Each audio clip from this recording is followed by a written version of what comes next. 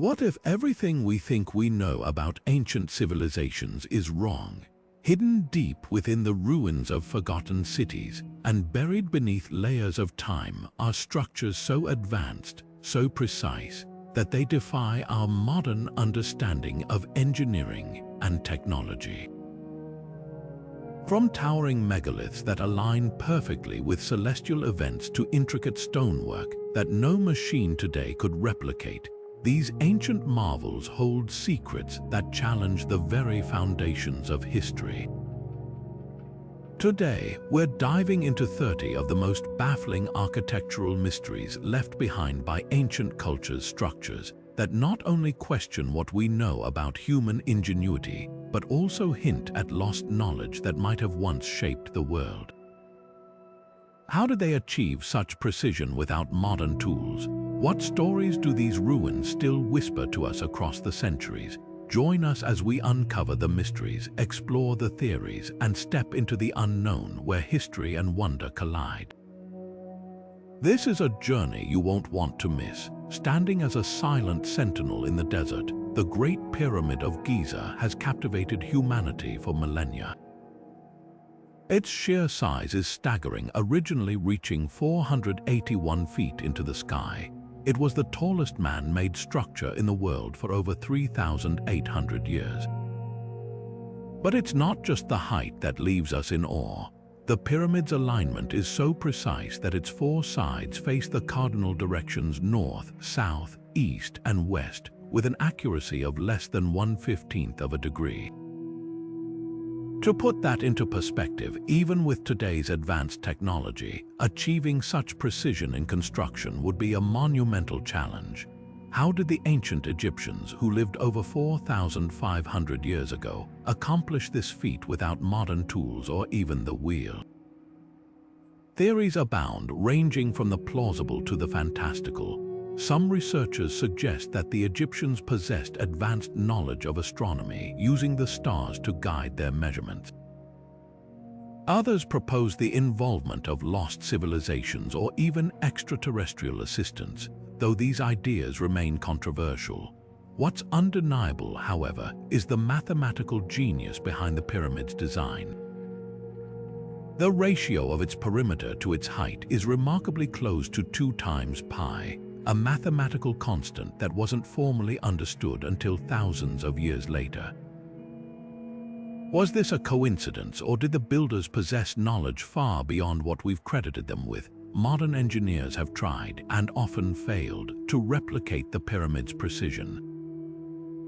In one notable experiment, a team attempted to recreate a small-scale version using the tools and techniques thought to have been available to the ancient Egyptians. Despite their best efforts, they couldn't match the accuracy of the original. The absence of any surviving blueprints or detailed records only deepens the mystery. How did they plan and execute such a colossal project with such exactitude? As we marvel at the Great Pyramid, it's impossible not to wonder what secrets it still holds. But this is just the beginning of our journey into the unknown. Nearby, another ancient wonder stands as a testament to human ingenuity, or perhaps something even more extraordinary. The Sphinx, with its enigmatic gaze, seems to guard mysteries of its own, waiting for us to unravel them. Just a short distance from the bustling streets of Cusco, Peru, lies Sacsayhuaman, a fortress of stone that defies logic. Its massive walls, constructed from enormous limestone blocks, are a marvel of ancient engineering. Some of these stones weigh over 100 tons, yet they fit together so perfectly that not even the thinnest blade of grass can slip between them. The precision is almost otherworldly, with each block carved to interlock seamlessly with its neighbors, creating a puzzle so intricate that it has left modern engineers scratching their heads. The construction techniques used at Sacsayhuaman are as mysterious as they are impressive. Without the use of mortar, metal tools, or even the wheel, the Inca builders somehow managed to cut, shape, and transport these colossal stones across rugged terrain. Some researchers believe they used a combination of wooden rollers, ramps, and sheer manpower. while others suggest the Inca might have employed advanced knowledge of sound or vibration to soften the stone, making it easier to shape. Archaeologist Jean-Pierre Protzen, who has studied the site extensively, describes the stones as fitted together like pieces of a jigsaw puzzle with a precision that modern masons would envy. Theories about how the Inca achieved this level of precision range from the practical to the speculative. One hypothesis posits that they used a technique called pecking, where stones were shaped by repeatedly striking them with harder rocks. Another, more controversial idea suggests the Inca harnessed some form of ancient sound technology, using vibrations to manipulate the stone. While this theory remains unproven, it highlights the enduring mystery of Sacsayhuaman's construction. Beyond its architectural brilliance, Sacsayhuaman holds deep cultural significance for the Inca civilization. It served not only as a military fortress but also as a ceremonial site where rituals and festivals honored the sun god Inti. The zigzagging walls, which some believe represent the teeth of a puma, symbolize the Inca's connection to both the earthly and the divine. This blend of practicality and spirituality underscores the ingenuity and worldview of the Inca people. As we stand in awe of Sacsayhuaman's towering walls, it's hard not to wonder what other secrets this ancient civilization might have known, but our journey doesn't end here. Not far from Peru, another enigmatic structure rises from the earth, one that challenges our understanding of time, space, and human capability. The next mystery takes us to a place where the stones seem to whisper a story we're only beginning to decipher. Nestled in the fertile Bekaa Valley of Lebanon, the ancient site of Baalbek is home to some of the most perplexing architectural feats ever created by human hands. Here, massive stone blocks known as the Baalbek megaliths lie at the foundation of a grand Roman temple complex, their sheer size and weight defying comprehension. Some of these stones weigh over 1,000 tons, equivalent to about 200 adult elephants, and yet they were somehow transported and precisely positioned thousands of years ago. To this day, scholars, engineers, and archaeologists are left baffled by how such an achievement was possible. The largest of these megaliths, known as the Stone of the Pregnant Woman, measures an astonishing 64 feet in length and weighs an estimated 1,200 tons. Moving a stone of this size would be a Herculean task even with modern cranes and heavy machinery. In fact, in recent years, engineers have attempted to replicate the feat using advanced equipment, only to find the task nearly impossible without causing significant damage to the stone or the surrounding landscape. This raises an inevitable question: how did the ancient builders, lacking such technology, manage to quarry, transport, and lift these colossal blocks? Theories about how the Baalbek megaliths were moved range from the ingenious to the extraordinary. Some experts suggest the use of wooden rollers, ropes, and massive teams of laborers working in unison. Others propose that the builders may have employed a system of levers, ramps, and counterweights, harnessing the principles of physics to achieve what seems impossible. However, these explanations still fall short of accounting for the precision and scale of the operation. More speculative ideas, such as the involvement of advanced ancient civilizations or even extraterrestrial assistance, have also been floated, though they remain firmly in the realm of conjecture. Adding to the mystery is the fact that the megaliths predate the Roman temple complex built atop them. While the Romans are often credited with Baalbek's grandeur, the origins of these massive foundation stones remain shrouded in mystery. Who placed them there and for what purpose? Some researchers believe they were part of an even older structure, possibly a temple dedicated to a long-forgotten deity or civilization. The Romans, known for repurposing sacred sites, may have simply built their own temples on top of what was already there, adding layers of history to an already enigmatic site. What makes Baalbek even more intriguing is the logistical nightmare of moving such massive stones across uneven terrain. The nearest quarry is over half a mile away, and the path includes steep inclines and rough ground.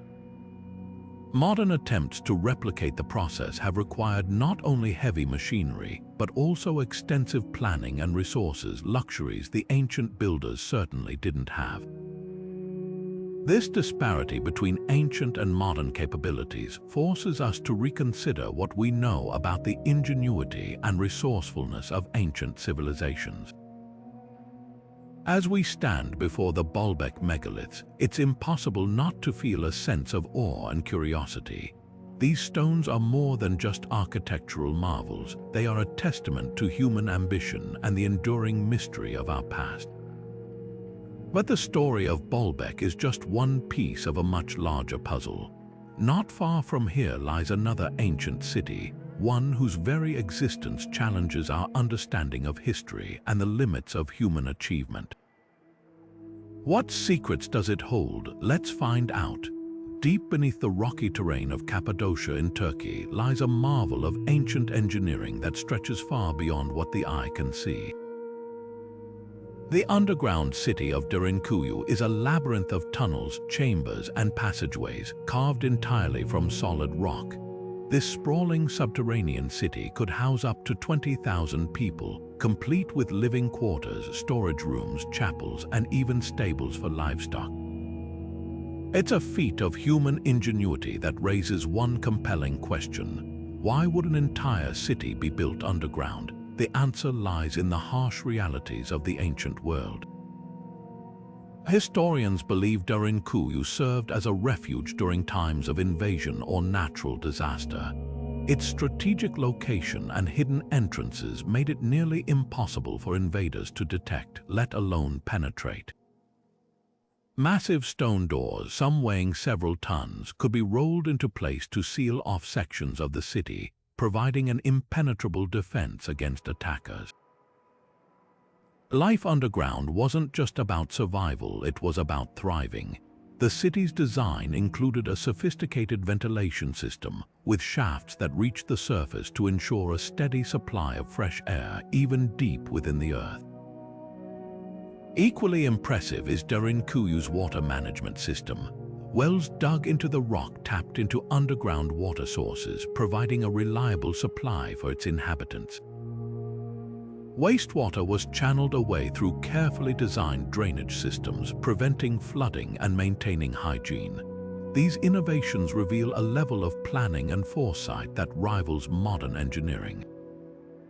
Archaeologists have identified at least 8 levels, with some estimates suggesting there could be even more waiting to be uncovered.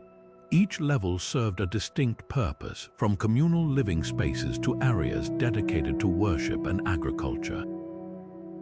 Theories about Derinkuyu's origins and builders are as varied as they are intriguing.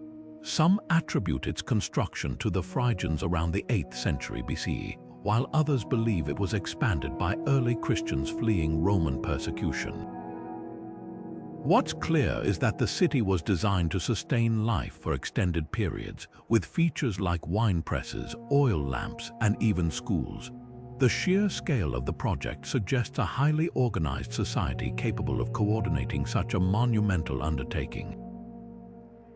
What makes Derinkuyu truly remarkable is its adaptability. Over the centuries, it was modified and expanded to meet the needs of its inhabitants, reflecting the resilience and resourcefulness of the people who called it home. Today, visitors can explore its winding corridors and marvel at the ingenuity of its design, but much of the city remains shrouded in mystery. Why were some areas sealed off? What secrets might still lie hidden in its unexplored depths? As we leave the shadowy depths of Derinkuyu, another enigma awaits, one that challenges our understanding of ancient architecture in an entirely different way. Not far from here, a structure stands with no clear purpose, its origins and functions still debated by scholars. What could it be? Let's uncover the next mystery. Rising from the rolling green hills of Wiltshire, England, Stonehenge stands as one of the most iconic and enigmatic structures in human history. This prehistoric stone circle, composed of massive upright stones topped by horizontal lintels, has puzzled archaeologists, historians, and visitors for centuries. Its purpose remains one of the greatest unsolved mysteries of the ancient world, sparking countless theories and debates. Was it a temple for worship, a celestial observatory, or perhaps a sacred burial ground? The truth may lie somewhere in the intersection of these ideas, but one thing is certain: Stonehenge is a testament to the ingenuity and ambition of its builders. One of the most compelling theories suggests that Stonehenge served as a sophisticated astronomical calendar. The arrangement of the stones aligns with the movements of the sun and moon, particularly during the solstices. On the summer solstice, the rising sun perfectly aligns with the heel stone, casting a beam of light into the center of the circle. This alignment isn't a coincidence, it reflects a deep understanding of celestial patterns, suggesting the builders may have used Stonehenge to mark the seasons, predict eclipses, or even guide agricultural activities. Archaeologist Mike Parker Pearson, who has extensively studied the site, notes, Stonehenge was a place where the living and the dead, the earth and the sky, were brought together in a single monumental space. But the mystery deepens when we consider how these stones were transported and erected. Some of the larger stones, known as sarsens, weigh up to 50 tons and were quarried over 20 miles away. The smaller blue stones, which have a distinct bluish tint when wet, were brought from the Preseli Hills in Wales, over 150 miles distant. How did Neolithic people without wheels or metal tools move such massive stones across such vast distances? Theories range from the use of sledges and rollers to the possibility of glacial movement during the Ice Age. Experimental archaeology has shown that moving these stones would have required immense coordination, communal effort, and perhaps even spiritual motivation. Beyond its astronomical and logistical marvels, Stonehenge also holds a darker, more mysterious role. Excavations have revealed human remains buried at the site, some showing signs of trauma or illness. This has led some researchers to propose that Stonehenge was a place of healing, where people journeyed seeking cures for their ailments. Others believe it was a sacred burial ground for elite members of society, a theory supported by the presence of high-status grave goods. The duality of Stonehenge as both a celestial observatory and a site of death and renewal adds layers of complexity to its purpose. Stonehenge isn't alone in its mystery. Similar stone circles and megalithic structures can be found across the globe, from the Ring of Brodgar in Scotland to the Carnac Stones in France. These sites share striking similarities in their alignment with celestial events and their use of massive, precisely placed stones. Could they represent a shared cultural or spiritual tradition that spanned continents? Or do they simply reflect the universal human fascination with the cosmos and the passage of time? As we ponder the purpose of Stonehenge, another question emerges: who were its builders? While we attribute its construction to Neolithic peoples, the lack of written records leaves their identity and motivations shrouded in mystery. But Stonehenge is just one piece of a much larger puzzle. Elsewhere in the world, another ancient structure stands, this one with no known builders at all. What could it be, and what secrets does it hold? Let's uncover the next chapter in this journey through the unknown. Isolated in the vast expanse of the Pacific Ocean, Easter Island is home to one of the most iconic and enigmatic symbols of ancient ingenuity, the Moai. These towering stone statues carved from volcanic rock stand as silent guardians of a lost civilization. With their solemn faces and imposing stature, the Moai have captured the imagination of explorers, archaeologists, and travelers for centuries. But the question that lingers is this: how did the Rapa Nui people, with no modern tools or machinery, carve and transport these colossal figures across the island. The Moai are more than just statues, they are a testament to human ambition. Carved from a single piece of volcanic tuff at the Rono-Roroku quarry, some of these figures reach heights of over 30 feet and weigh as much as 80 tons.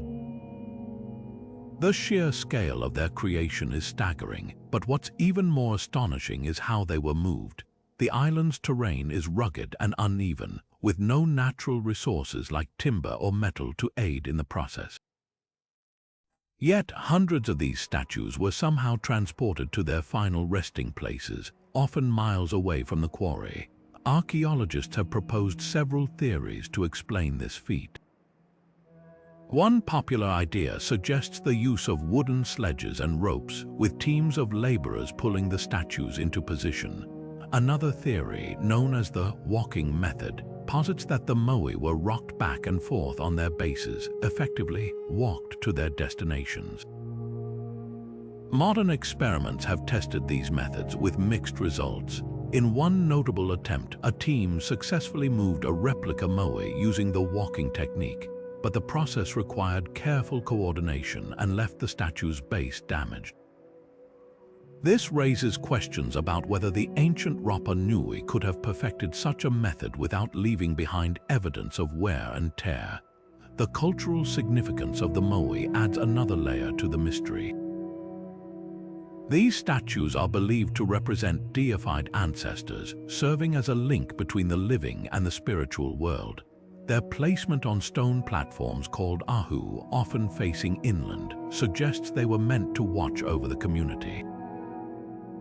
But the sheer number of Moai, nearly 1,000 across the island, indicates a society deeply invested in this practice. What drove the Rapa Nui to dedicate so much time and effort to these statues? Some researchers speculate that competition between clans may have fueled the production of larger and more elaborate Moai, leading to a depletion of resources and eventual societal collapse. Despite the challenges of carving and moving these massive figures, the Rapa Nui achieved a level of craftsmanship that continues to baffle modern experts. Their ability to transform raw volcanic rock into intricate statues with distinct facial features, hands, and even symbolic designs speaks to a highly skilled and organized society. Yet, the mystery of their transportation remains unsolved, leaving us to wonder what techniques or tools they might have used that we haven't yet discovered. As we contemplate the silent giants of Easter Island, another mystery beckons, one that doesn't involve statues or stone circles, but a structure whose purpose and origins remain entirely unknown. What could it be, and what secrets might it hold? Let's turn our gaze to a place where the past speaks in whispers, waiting to be heard. In the arid plains of southern Peru, a vast canvas stretches across the desert floor, etched with lines and shapes so enormous they can only be fully appreciated from the sky. These are the Nazca Lines, a series of geoglyphs that have baffled scientists and historians for decades.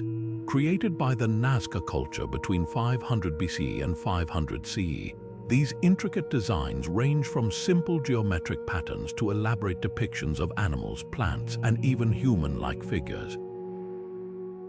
The largest of these figures spans over 300 feet, while some lines extend for miles in perfectly straight paths across the rugged terrain. The sheer scale and precision of the Nazca Lines raise a compelling question. How did an ancient civilization with no access to flight create such detailed designs, and what purpose did they serve? One of the most widely debated theories is that the Nazca Lines functioned as an astronomical calendar, aligning with celestial events such as solstices and equinoxes. Researchers like Maria Reich, who dedicated her life to studying the lines, proposed that they were used to track the movement of the sun, moon, and stars, aiding in agricultural planning and ritual practices. Others argue that the lines served as pathways for ceremonial processions, guiding participants through sacred landscapes.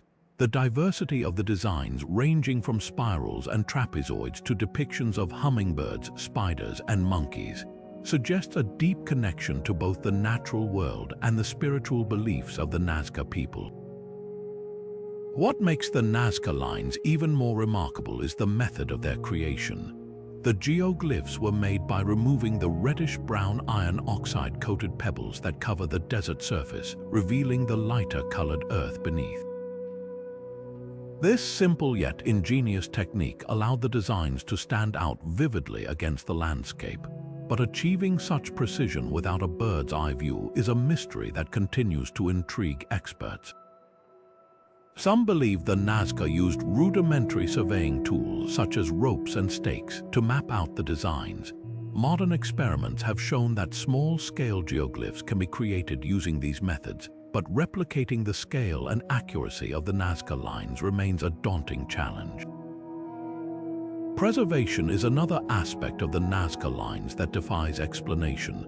Despite centuries of exposure to wind, rain, and human activity, many of the geoglyphs remain remarkably intact. The region's unique climate, characterized by minimal rainfall and stable winds, has played a role in their preservation. However, the Nazca's choice of location and construction techniques also contributed to their endurance. The placement of the lines on flat, stable terrain and the use of compacted soil have helped shield them from erosion. In recent years, modern technology has allowed researchers to study the Nazca Lines in unprecedented detail.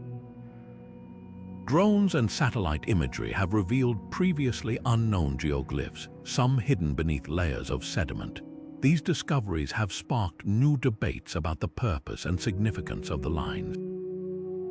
Were they meant to communicate with the gods, mark water sources, or serve as a form of ancient art? The answers remain elusive, but each new finding adds another piece to the puzzle. As we marvel at the Nazca Lines, it's impossible not to wonder about the minds behind their creation. What drove the Nazca to invest so much time and effort into these designs, and what messages were they trying to convey? But the mysteries of the ancient world don't end here. Not far from the Nazca Desert lies another enigmatic site, one that challenges our understanding of ancient engineering and leaves us questioning the very nature of its existence. What could it be? Let's uncover the next chapter in this journey through the unknown. Hidden beneath the waves of the Aegean Sea for over 2,000 years, the Antikythera Mechanism is a discovery that rewrote our understanding of ancient technology. Found by sponge divers in 1901 near the Greek island of Antikythera, this corroded bronze artifact initially appeared to be little more than a lump of metal. But upon closer inspection, it revealed an astonishing secret. A complex system of interlocking gears and dials, meticulously crafted to perform calculations far beyond what historians believed possible for its time. Often hailed as the world's first analog computer, the Antikythera Mechanism challenges everything we thought we knew about ancient Greek innovation. The device, roughly the size of a shoebox, is believed to date back to the 2nd century BCE. Its intricate design includes over 30 bronze gears, each precisely calibrated to track the movements of celestial bodies. By turning a hand crank, users could predict astronomical events such as solar eclipses, the phases of the moon, and even the positions of the planets. The mechanism's front face featured dials displaying the Greek zodiac and the Egyptian calendar, while inscriptions on its surface provided instructions for its use. This level of sophistication suggests that the ancient Greeks possessed a deep understanding of astronomy, mathematics, and engineering knowledge that was thought to have been lost until the Renaissance. Historians have long debated the purpose of the Antikythera Mechanism. Some believe it was used by scholars to study the heavens, while others argue it served as a teaching tool or even a navigational aid for sailors. One compelling theory suggests it was designed to predict the timing of the ancient Olympic Games, which were tied to a 4-year cycle known as the Olympiad. The mechanism's ability to calculate such complex cycles with remarkable accuracy hints at a society far more technologically advanced than we've often given them credit for. Replicating the Antikythera mechanism has proven to be a formidable challenge for modern engineers.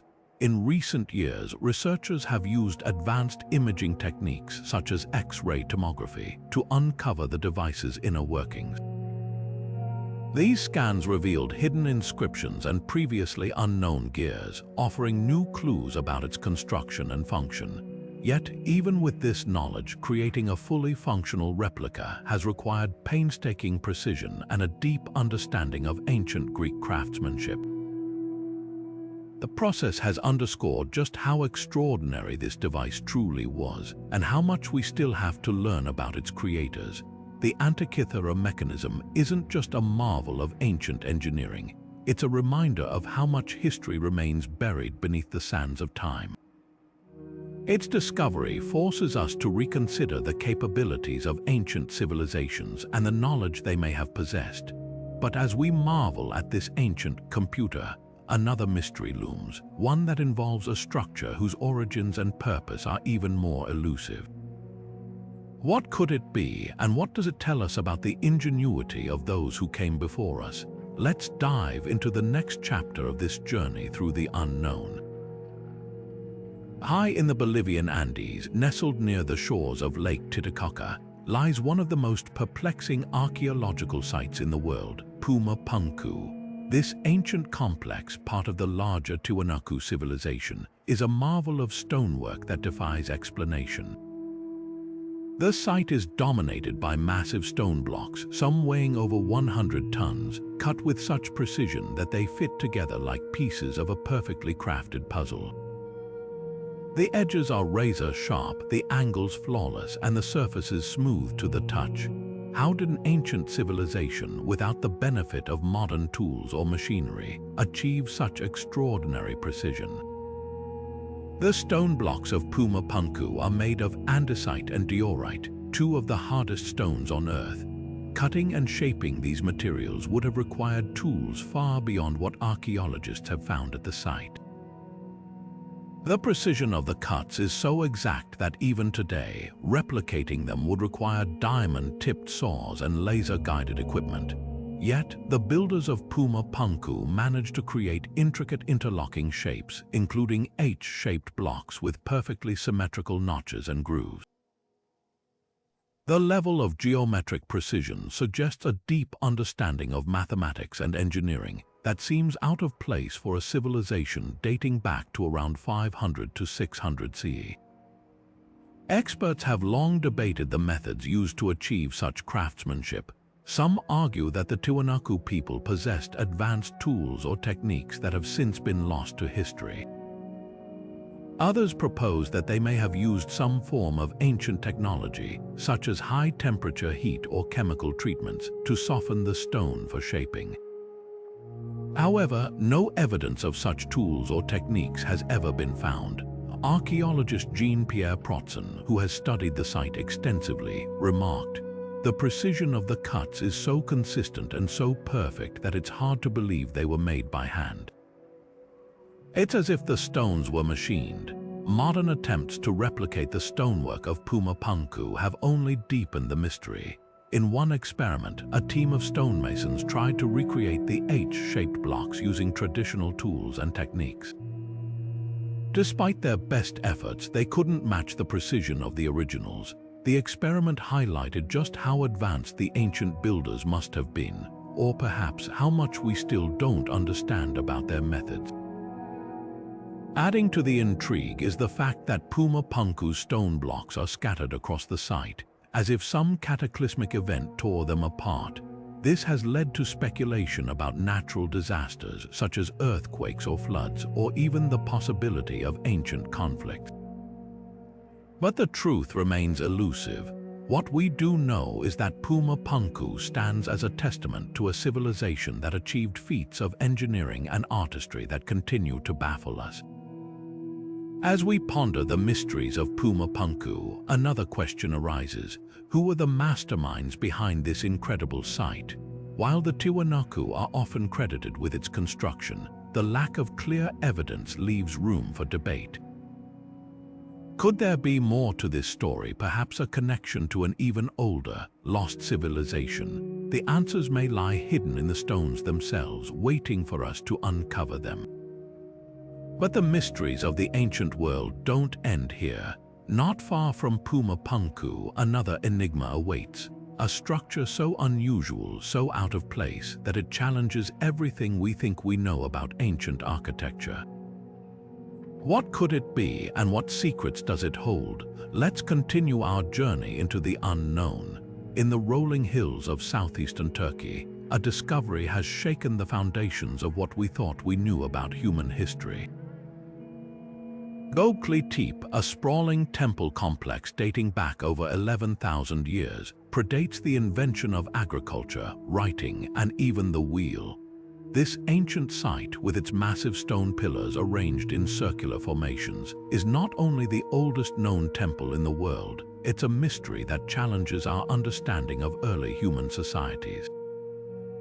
How could hunter-gatherers, living long before the rise of cities or organized civilizations, have built something so sophisticated? The most striking feature of Göbekli Tepe is its monumental stone pillars, some standing over 16 feet tall and weighing several tons. These pillars are intricately carved with depictions of animals, from foxes and cranes to lions and scorpions, suggesting a deep symbolic or spiritual significance. The level of craftsmanship is astonishing, especially considering the tools available at the time, likely simple stone chisels and hammers. Archaeologist Klaus Schmidt, who led excavations at the site for over 2 decades, described it as a place where the spiritual world of early humans became visible. What makes Göbekli Tepe truly baffling is its age. It was constructed around 9,600 BCE, thousands of years before the rise of civilizations like Mesopotamia or Egypt. This timeline forces us to reconsider the narrative of human progress. Instead of organized societies leading to monumental architecture, Göbekli Tepe suggests that complex ritual practices and communal efforts may have come first, possibly even driving the development of agriculture and settled life. Some researchers speculate that the temple served as a gathering place for nomadic groups who came together to perform ceremonies, share knowledge, or mark celestial events. But the mystery doesn't end with its construction. Around 8000 BCE, Göbekli Tepe was deliberately buried under tons of soil, effectively preserving it for millennia. Why would such an extraordinary site be abandoned and hidden? One theory suggests that the temple's purpose had become obsolete as human societies began to shift toward agriculture and permanent settlements. Another idea posits that the site was intentionally buried as part of a ritual, perhaps to protect its sacred space from future desecration. Whatever the reason, this act of preservation has left us with a time capsule, offering a rare glimpse into the minds of our ancient ancestors. Modern excavations have revealed only a fraction of Göbekli Tepe's secrets, with much of the site still untouched. Each new discovery adds to the intrigue, from the symbolic carvings to the precise alignment of the stone circles. Archaeologists continue to debate its purpose, with some suggesting it was a center for shamanic rituals, while others believe it functioned as an early observatory, tracking the movements of the stars. As we stand amidst the towering pillars of Göbekli Tepe, it's impossible not to wonder what other secrets lie buried beneath the earth.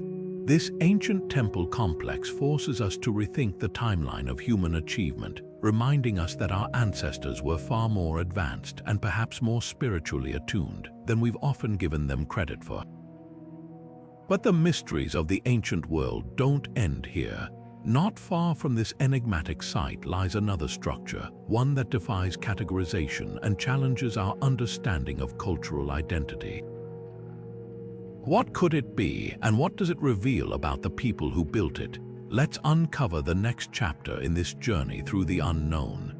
Stretching across the windswept plains of Brittany in northwestern France, the Carnac Stones stand as one of the most extensive and enigmatic collections of megaliths in the world. Over 3,000 standing stones arranged in long, parallel rows form a landscape that feels almost otherworldly. Some of these stones reach heights of 13 feet, while others are more modest, creating a pattern that seems both deliberate and mysterious. What could have driven an ancient civilization to erect so many stones, and what purpose did they serve? The answers remain as elusive as the whispers of the wind that weave through these ancient sentinels. One of the most compelling theories about the Carnac Stones is that they functioned as an astronomical observatory. Researchers have noted that the alignments of the stones correspond with the movements of the sun and moon, particularly during solstices and equinoxes. This has led some to suggest that the site was used to track time, predict celestial events, or even guide agricultural activities. Archaeologist Jean-Pierre Mohan, who has studied the site extensively, explains, "The sheer scale and precision of the alignments suggest a deep understanding of the cosmos, one that was likely tied to both practical and spiritual needs." But the Carnac Stones are more than just a calendar carved in stone. The effort required to erect them is staggering. Each stone had to be quarried, transported, and positioned with care, a task that would have demanded immense coordination and labor. Some of the larger stones weigh several tons, and moving them would have required not only physical strength but also sophisticated engineering techniques. Theories about how this was achieved range from the use of wooden sledges and rollers to the possibility of communal rituals that imbued the process with spiritual significance. The diversity of the stone's arrangements adds another layer to the mystery. While some rows are perfectly straight, others curve or fan out, creating patterns that seem to defy explanation. Some researchers believe these variations reflect different phases of construction, each tied to specific cultural or ceremonial purposes. Others suggest that the stones may have served as markers for sacred pathways or boundaries, guiding people through the landscape in a way that was both practical and symbolic. What makes the Carnac Stones even more fascinating is their connection to similar sites around the world. From the stone circles of Avebury in England to the alignments of Senegal's Senegambian stones, these megalithic structures share striking similarities in their design and purpose.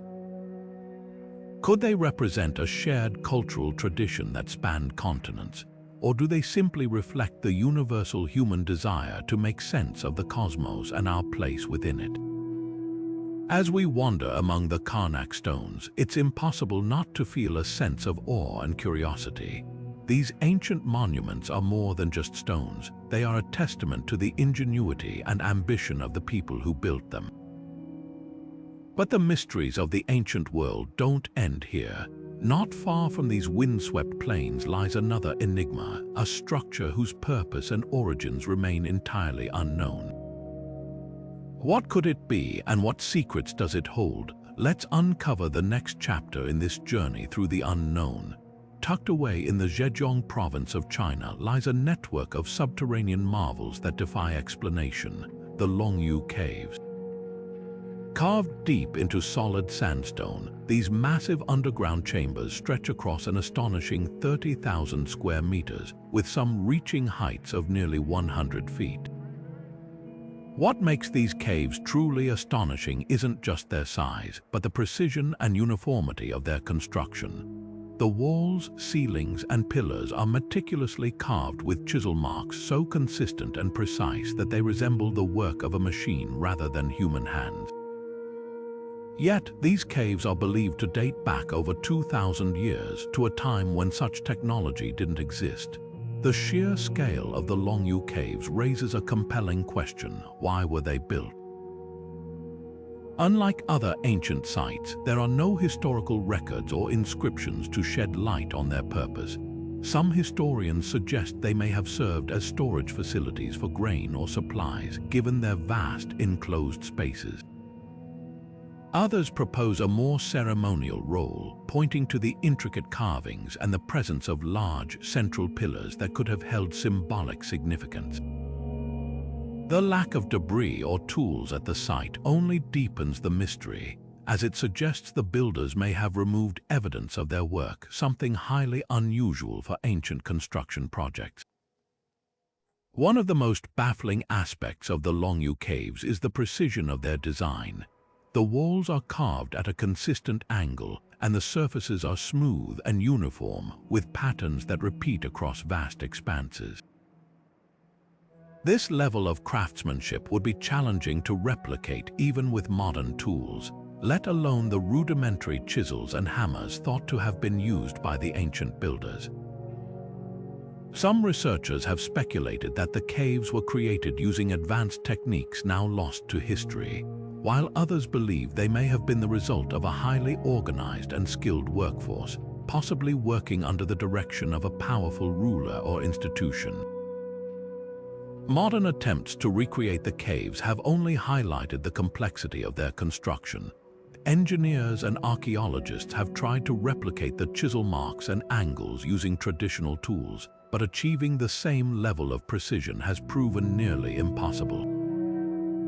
The process would have required not only immense skill, but also an extraordinary level of planning and coordination. How did the builders ensure such uniformity without the aid of modern measuring tools or blueprints? The answer remains as hidden as the caves themselves. Adding to the intrigue is the fact that the Longyu caves were only rediscovered in 1992, when a local villager drained a pond and uncovered the entrance to one of the chambers. Since then, 24 caves have been identified, but many more are believed to lie hidden beneath the surface. Each new discovery raises more questions than answers, leaving historians and archaeologists to piece together the story of their creation. As we stand within the echoing chambers of the Longyu caves, it's impossible not to marvel at the ingenuity and ambition of their builders. These underground wonders are a testament to a civilization that achieved feats of engineering and artistry that continue to baffle us. But the mysteries of the ancient world don't end here. Not far from these enigmatic caves lies another structure, one whose purpose is even more elusive and whose very existence challenges our understanding of the past. What could it be, and what secrets does it hold? Let's uncover the next chapter in this journey through the unknown. Beneath the crystal-clear waters off the coast of Yonaguni, Japan, lies a structure that has sparked one of the most heated debates in archaeology, the Yonaguni Monument. Discovered in the late 1980s by a diver exploring the seabed, this massive stone formation rises from the ocean floor like a submerged city frozen in time. Its terraced steps, sharp angles, and flat surfaces have led some to believe it's the remains of an ancient civilization, while others argue it's simply a natural geological formation. But what makes this underwater enigma so compelling is the sheer complexity of its design, a complexity that blurs the line between nature and human craftsmanship. The Yonaguni Monument stretches over 165 feet in length and rises nearly 80 feet from the seabed. Its most striking features include what appear to be perfectly cut steps, straight walls, and even what looks like a carved face or statue. These geometric shapes are so precise that they've led experts like marine geologist Masaaki Kimura to argue that the structure is man-made. Kimura, who has studied the site extensively, points to evidence of tool marks and what he describes as ceremonial altars, suggesting the monument could have been part of an ancient city or religious site.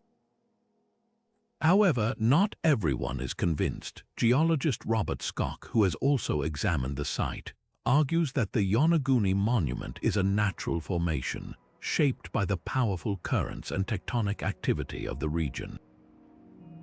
He notes that the sandstone found at the site is prone to fracturing in straight lines, which could explain the monument's geometric appearance. Yet, even Skock acknowledges that some features, like the so-called turtle and monk formations, seem almost too perfect to be purely natural.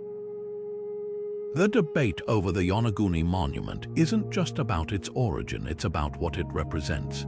If it is man-made, it could rewrite our understanding of ancient civilizations in the Pacific, suggesting they had the capability to construct monumental architecture thousands of years earlier than previously thought. But if it's natural, it stands as a testament to the awe-inspiring power of geological forces, capable of creating structures that rival human ingenuity. Studying the Yonaguni Monument presents unique challenges. Unlike terrestrial ruins, underwater sites are difficult to access and require specialized equipment and expertise. The strong currents and depth of the site make it a risky endeavor, and the constant erosion from the ocean environment complicates efforts to determine its age and origin. Despite these obstacles, researchers continue to explore the site, using advanced imaging technology and 3D mapping to uncover new clues. What makes Yonaguni even more intriguing is its connection to similar underwater structures around the world. From the submerged ruins of Dwarka off the coast of India to the Bimini Road in the Bahamas, these sites share striking similarities in their geometric shapes and enigmatic origins. Could they be remnants of a shared ancient culture or simply examples of nature's ability to mimic human design? The answers remain hidden beneath the waves, waiting for us to uncover them. As we ponder the mysteries of the Yonaguni Monument, another enigma emerges, one that involves a structure so unique, so out of place, that it defies all conventional explanations. What could it be, and what does it reveal about the people or forces that shaped it? Let's dive deeper into the unknown. Rising from the savanna of southern Africa, the Great Zimbabwe ruins stand as a testament to a civilization whose name and story have been lost to time. Spread across nearly 1,800 acres, these massive stone structures are the largest ancient ruins in sub-Saharan Africa, yet their origins remain shrouded in mystery. Built entirely without mortar, the walls of Great Zimbabwe are a marvel of dry stone construction, with stones carefully stacked to form intricate patterns and towering enclosures. Who are the masterminds behind this architectural wonder, and what purpose did these grand structures serve? The answers are as elusive as the whispers of the wind that now echo through the empty courtyards. One of the most widely accepted theories is that Great Zimbabwe served as a royal palace for the rulers of a powerful kingdom. The site is divided into three main areas: the hill complex, the Great Enclosure, and the valley ruins. The hill complex, perched on a rocky outcrop, is thought to have been a spiritual and political center, while the Great Enclosure, with its iconic conical tower, may have been a royal residence or a ceremonial space. The valley ruins, with their smaller stone structures, likely housed the general population. The sheer scale and sophistication of the site suggest a highly organized society, capable of coordinating large-scale construction projects and managing a thriving economy. Archaeological evidence points to Great Zimbabwe as a hub of trade and wealth. Artifacts such as Chinese porcelain, Persian glass, and Arabian coins have been found at the site, indicating that it was part of an extensive trade network that spanned the Indian Ocean. The kingdom's wealth was likely built on the export of gold, ivory, and other valuable resources, which were traded for luxury goods from distant lands. This cosmopolitan nature of Great Zimbabwe challenges the outdated notion that sub-Saharan Africa was isolated from the rest of the world during this period. Despite its grandeur, much about Great Zimbabwe remains a mystery. The lack of written records from the civilization that built it has left historians relying on archaeological clues and oral traditions to piece together its story. What we do know is that the site was occupied between the 11th and 15th centuries, reaching its zenith around the 13th century. By the time Portuguese explorers arrived in the 16th century, Great Zimbabwe had already been abandoned, its people and their stories lost to time. Theories about its decline range from environmental factors such as drought and resource depletion to political upheaval and shifting trade routes. Whatever the cause, the abandonment of Great Zimbabwe left behind a legacy of stone and silence, a reminder of a civilization that once thrived in the heart of Africa.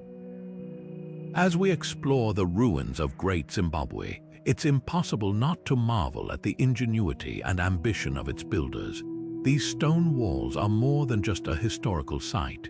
They are a testament to the complexity and sophistication of African civilizations, long overlooked by mainstream narratives. But the mysteries of the ancient world don't end here.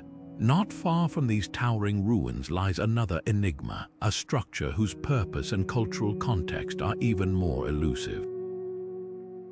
What could it be, and what does it reveal about the people who built it? Let's uncover the next chapter in this journey through the unknown. Deep within the dense jungles of Guatemala, the ancient city of Tikal rises like a lost world, its towering stone pyramids piercing the canopy of the rainforest. These monumental structures, built by the Maya civilization over 1,000 years ago, are not only architectural masterpieces but also enduring enigmas. How did a society without modern machinery or metal tools construct such colossal buildings, some reaching over 200 feet into the sky, and what purpose did they serve in the lives of the people who built them? Tikal's pyramids are more than just feats of engineering. They are windows into the spiritual and cultural world of the Maya. The most iconic of these structures, Temple I and Temple Roman II, stand opposite each other in the Grand Plaza, their steep staircases and towering peaks creating a dramatic skyline. Archaeologists believe these temples were central to Maya religious and ceremonial life, serving as places of worship, royal tombs, and perhaps even stages for rituals that connected the living with the gods. The Maya, known for their deep connection to astronomy, may have also used these structures to track celestial events, aligning them with the movements of the sun, moon, and stars. One of the most fascinating aspects of Tikal's temples is their precise alignment with astronomical phenomena. Researchers have found that the temples are positioned to mark the solstices and equinoxes, with sunlight casting dramatic shadows and illuminating specific carvings during these key moments. This suggests that the Maya had an advanced understanding of celestial cycles, using their architecture to harmonize their lives with the cosmos. The alignment of Tikal's structures with the stars has led some to speculate that the city itself was designed as a reflection of the heavens, a terrestrial map of the celestial world. But the construction of these pyramids is just as mysterious as their purpose.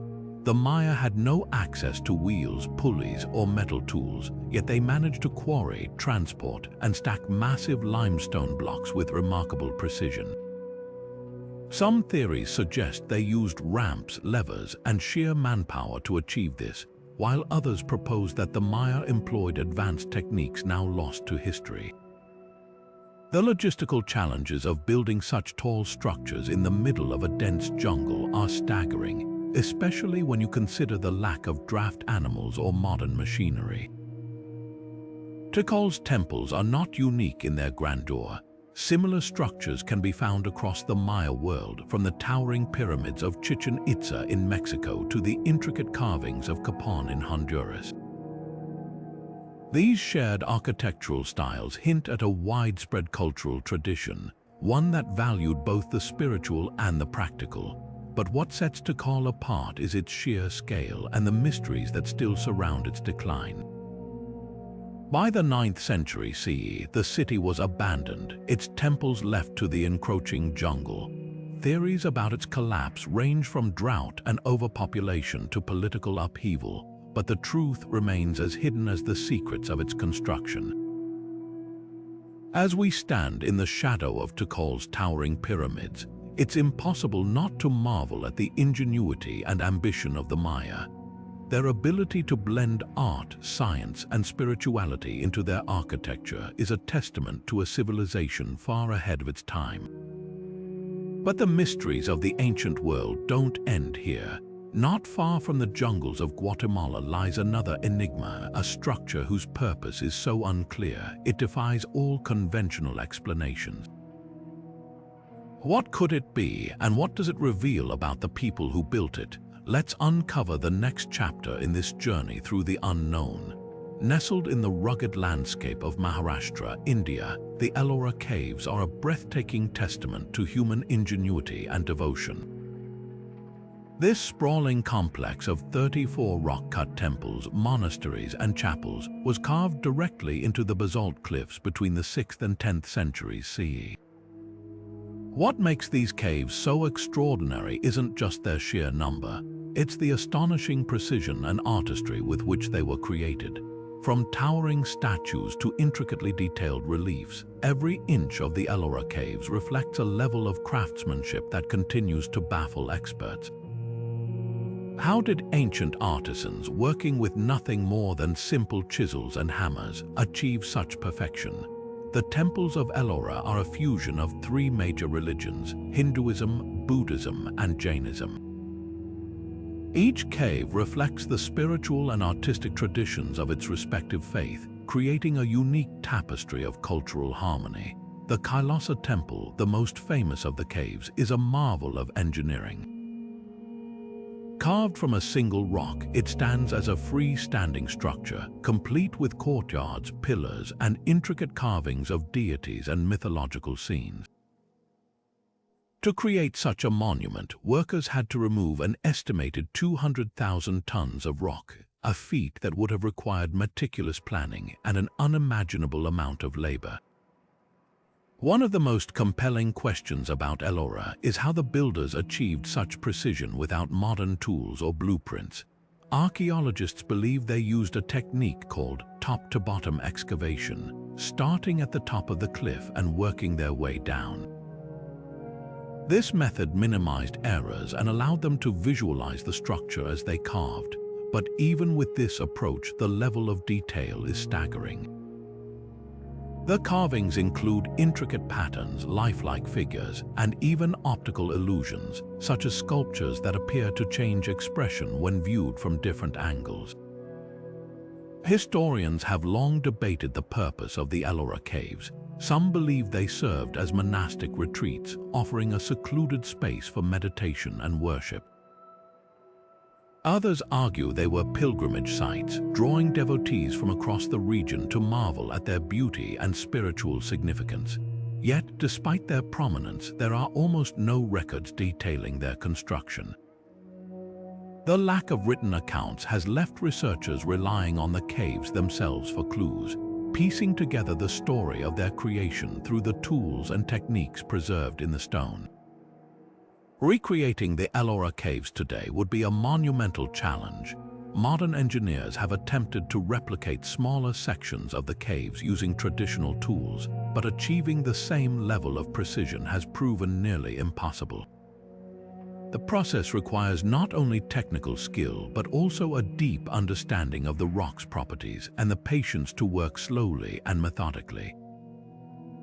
The ancient artisans of Ellora clearly possessed all of these qualities, but how they developed them remains a mystery. As we explore the shadowy chambers of the Ellora Caves, it's impossible not to marvel at the dedication and artistry of their creators. These temples are more than just architectural wonders. They are a window into a time when faith and craftsmanship were deeply intertwined. But the mysteries of the ancient world don't end here. Not far from these rock-cut marvels lies another enigma, a structure so unusual that its very existence defies explanation. What could it be, and what does it reveal about the people who built it? The next chapter in our journey awaits. Rising from the highlands of central Mexico, the ancient city of Teotihuacan is a marvel of human ambition and mystery.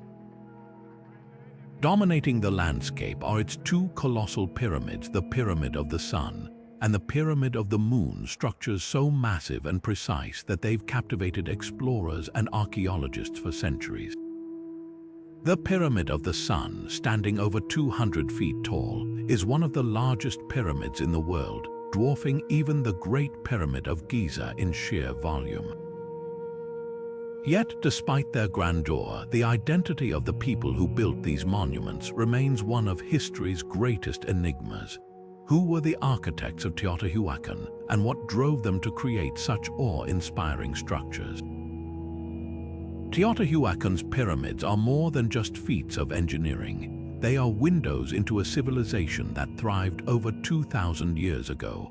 The city itself, once home to over 100,000 people, was a bustling metropolis, a hub of trade, culture, and spirituality. The pyramids, positioned at the heart of the city, were likely central to its religious and ceremonial life. Archaeologists believe they served as places of worship, where rituals honored the gods and connected the earthly realm with the divine. The Pyramid of the Sun, for instance, aligns with the setting sun on specific days of the year, suggesting it may have been used to mark significant celestial events. The precision of Teotihuacan's design is another layer of its mystery. The city's main avenue, the Avenue of the Dead, runs in a straight line for over a mile, connecting the Pyramid of the Moon to the Temple of the Feathered Serpent. Along this axis, the pyramids and other structures are aligned with remarkable accuracy, creating a layout that mirrors the cosmos. Some researchers, like archaeologist Saburo Sugiyama, argue that the alignment of the pyramids with celestial bodies, such as the sun, moon, and even the star cluster Pleiades, reflects a deep understanding of astronomy. This cosmic connection suggests that Teotihuacan's builders saw their city as a reflection of the heavens, a place where the divine and the earthly intersected.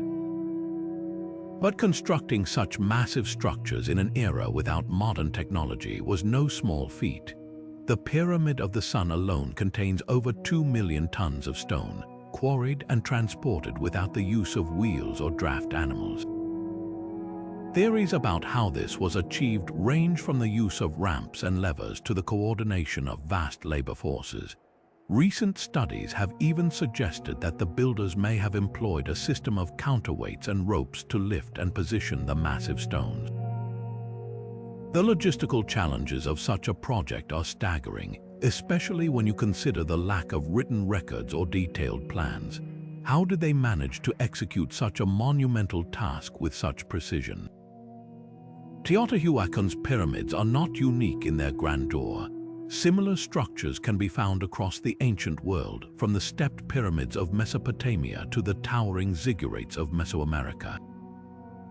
These shared architectural styles hint at a universal human desire to reach for the heavens, to create monuments that connect the mundane with the divine. Yet what sets Teotihuacan apart is the mystery of its decline. By the 7th century CE, the city was abandoned, its pyramids left to the elements. Theories about its collapse range from environmental factors such as drought to social upheaval or invasion. But the truth remains hidden, buried beneath the stones of its once thriving streets. As we stand in the shadow of Teotihuacan's pyramids, it's impossible not to marvel at the ingenuity and ambition of its builders. These structures are more than just architectural wonders. They are a testament to a civilization that sought to bridge the gap between the earthly and the celestial. But the mysteries of the ancient world don't end here. Not far from these towering monuments lies another enigma, a structure so unusual, so out of place, that it challenges our understanding of cultural identity and purpose. What could it be, and what does it reveal about the people who shaped it? The next chapter in our journey awaits. On the sun-drenched island of Malta, perched atop a limestone plateau overlooking the Mediterranean Sea, the Haga Kim temples stand as one of the most enigmatic archaeological sites in Europe. Built over 5,000 years ago, these ancient structures are older than both Stonehenge and the Great Pyramid of Giza. Yet their purpose and the identity of their builders remain shrouded in mystery. What makes these temples so extraordinary isn't just their age, it's the precision of their construction and their alignment with celestial events, raising questions about the knowledge and capabilities of the people who created them. The Haga Kim temples are a marvel of megalithic architecture, constructed from massive limestone blocks, some weighing over 20 tons. The stones are carefully cut and fitted together without the use of mortar, creating walls and doorways that have withstood millennia of weathering. One of the most striking features is the main entrance, a massive stone slab with a perfectly circular hole carved into it. This opening aligns with the rising sun during the summer solstice, casting a beam of light into the temple's inner chambers. Such precision suggests that the builders had a deep understanding of astronomy, using the temple as a kind of calendar or observatory to track the seasons.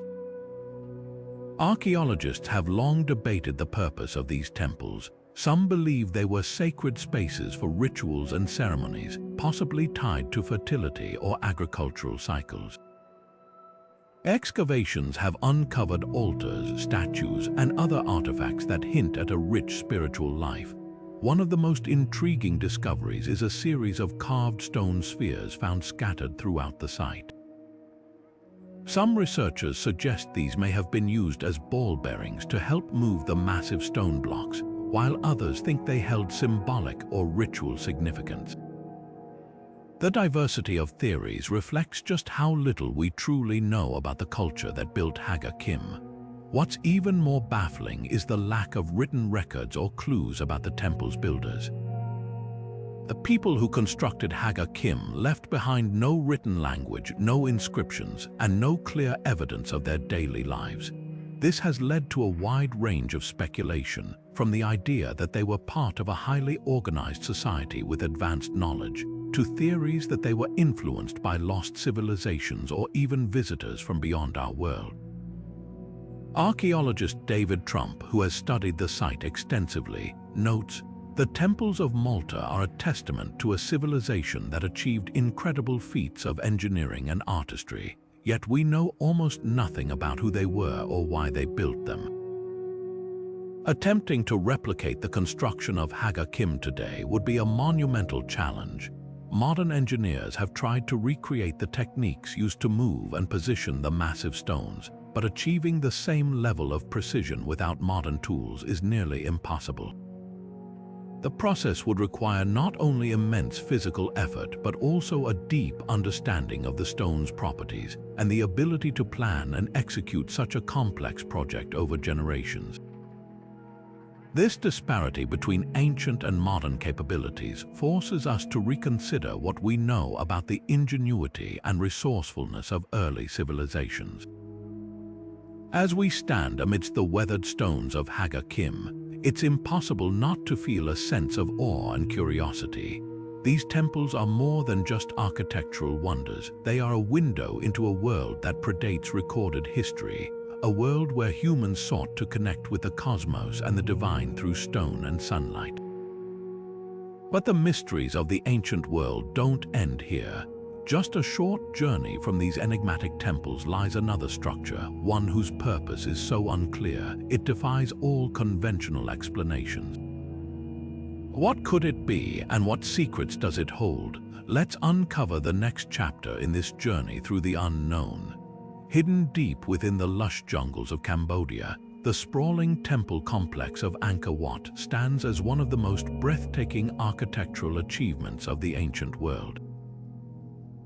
Built in the early 12th century, this vast network of temples, moats, and causeways stretches over 400 acres, making it the largest religious monument ever constructed. But what makes Angkor Wat truly remarkable isn't just its size, it's the precision of its design, the complexity of its carvings, and the enduring mystery of how such a monumental project was accomplished over 800 years ago. Angkor Wat was originally constructed as a Hindu temple dedicated to the god Vishnu, but over time it transformed into a Buddhist site reflecting the shifting spiritual currents of the region. The temple's central tower, rising over 200 feet into the sky, is surrounded by 4 smaller towers, creating a silhouette that has become an iconic symbol of Cambodia. The walls of the temple are adorned with intricate bas-reliefs depicting scenes from Hindu mythology, including the famous churning of the ocean of milk, a story that symbolizes the struggle between good and evil. The level of detail in these carvings is astonishing, with every figure and scene rendered with such precision that it feels as though the stones themselves are alive with stories. But the true genius of Angkor Wat lies in its alignment with celestial events. The temple is oriented to the west, a direction traditionally associated with death and the afterlife in Hinduism, which has led some scholars to speculate that it may have served as a funerary temple for the Khmer King Sacsayhuaman II, who commissioned its construction. During the equinoxes, the sun rises directly over the central tower, creating a stunning visual effect that highlights the temple's connection to the cosmos. This alignment suggests that the builders of Angkor Wat had a deep understanding of astronomy, using their knowledge to create a structure that harmonized with the natural world in both form and function. The construction of Angkor Wat is a marvel in itself. The temple is built entirely from sandstone, a material that had to be quarried from over 30 miles away and transported to the site using a network of canals and rivers.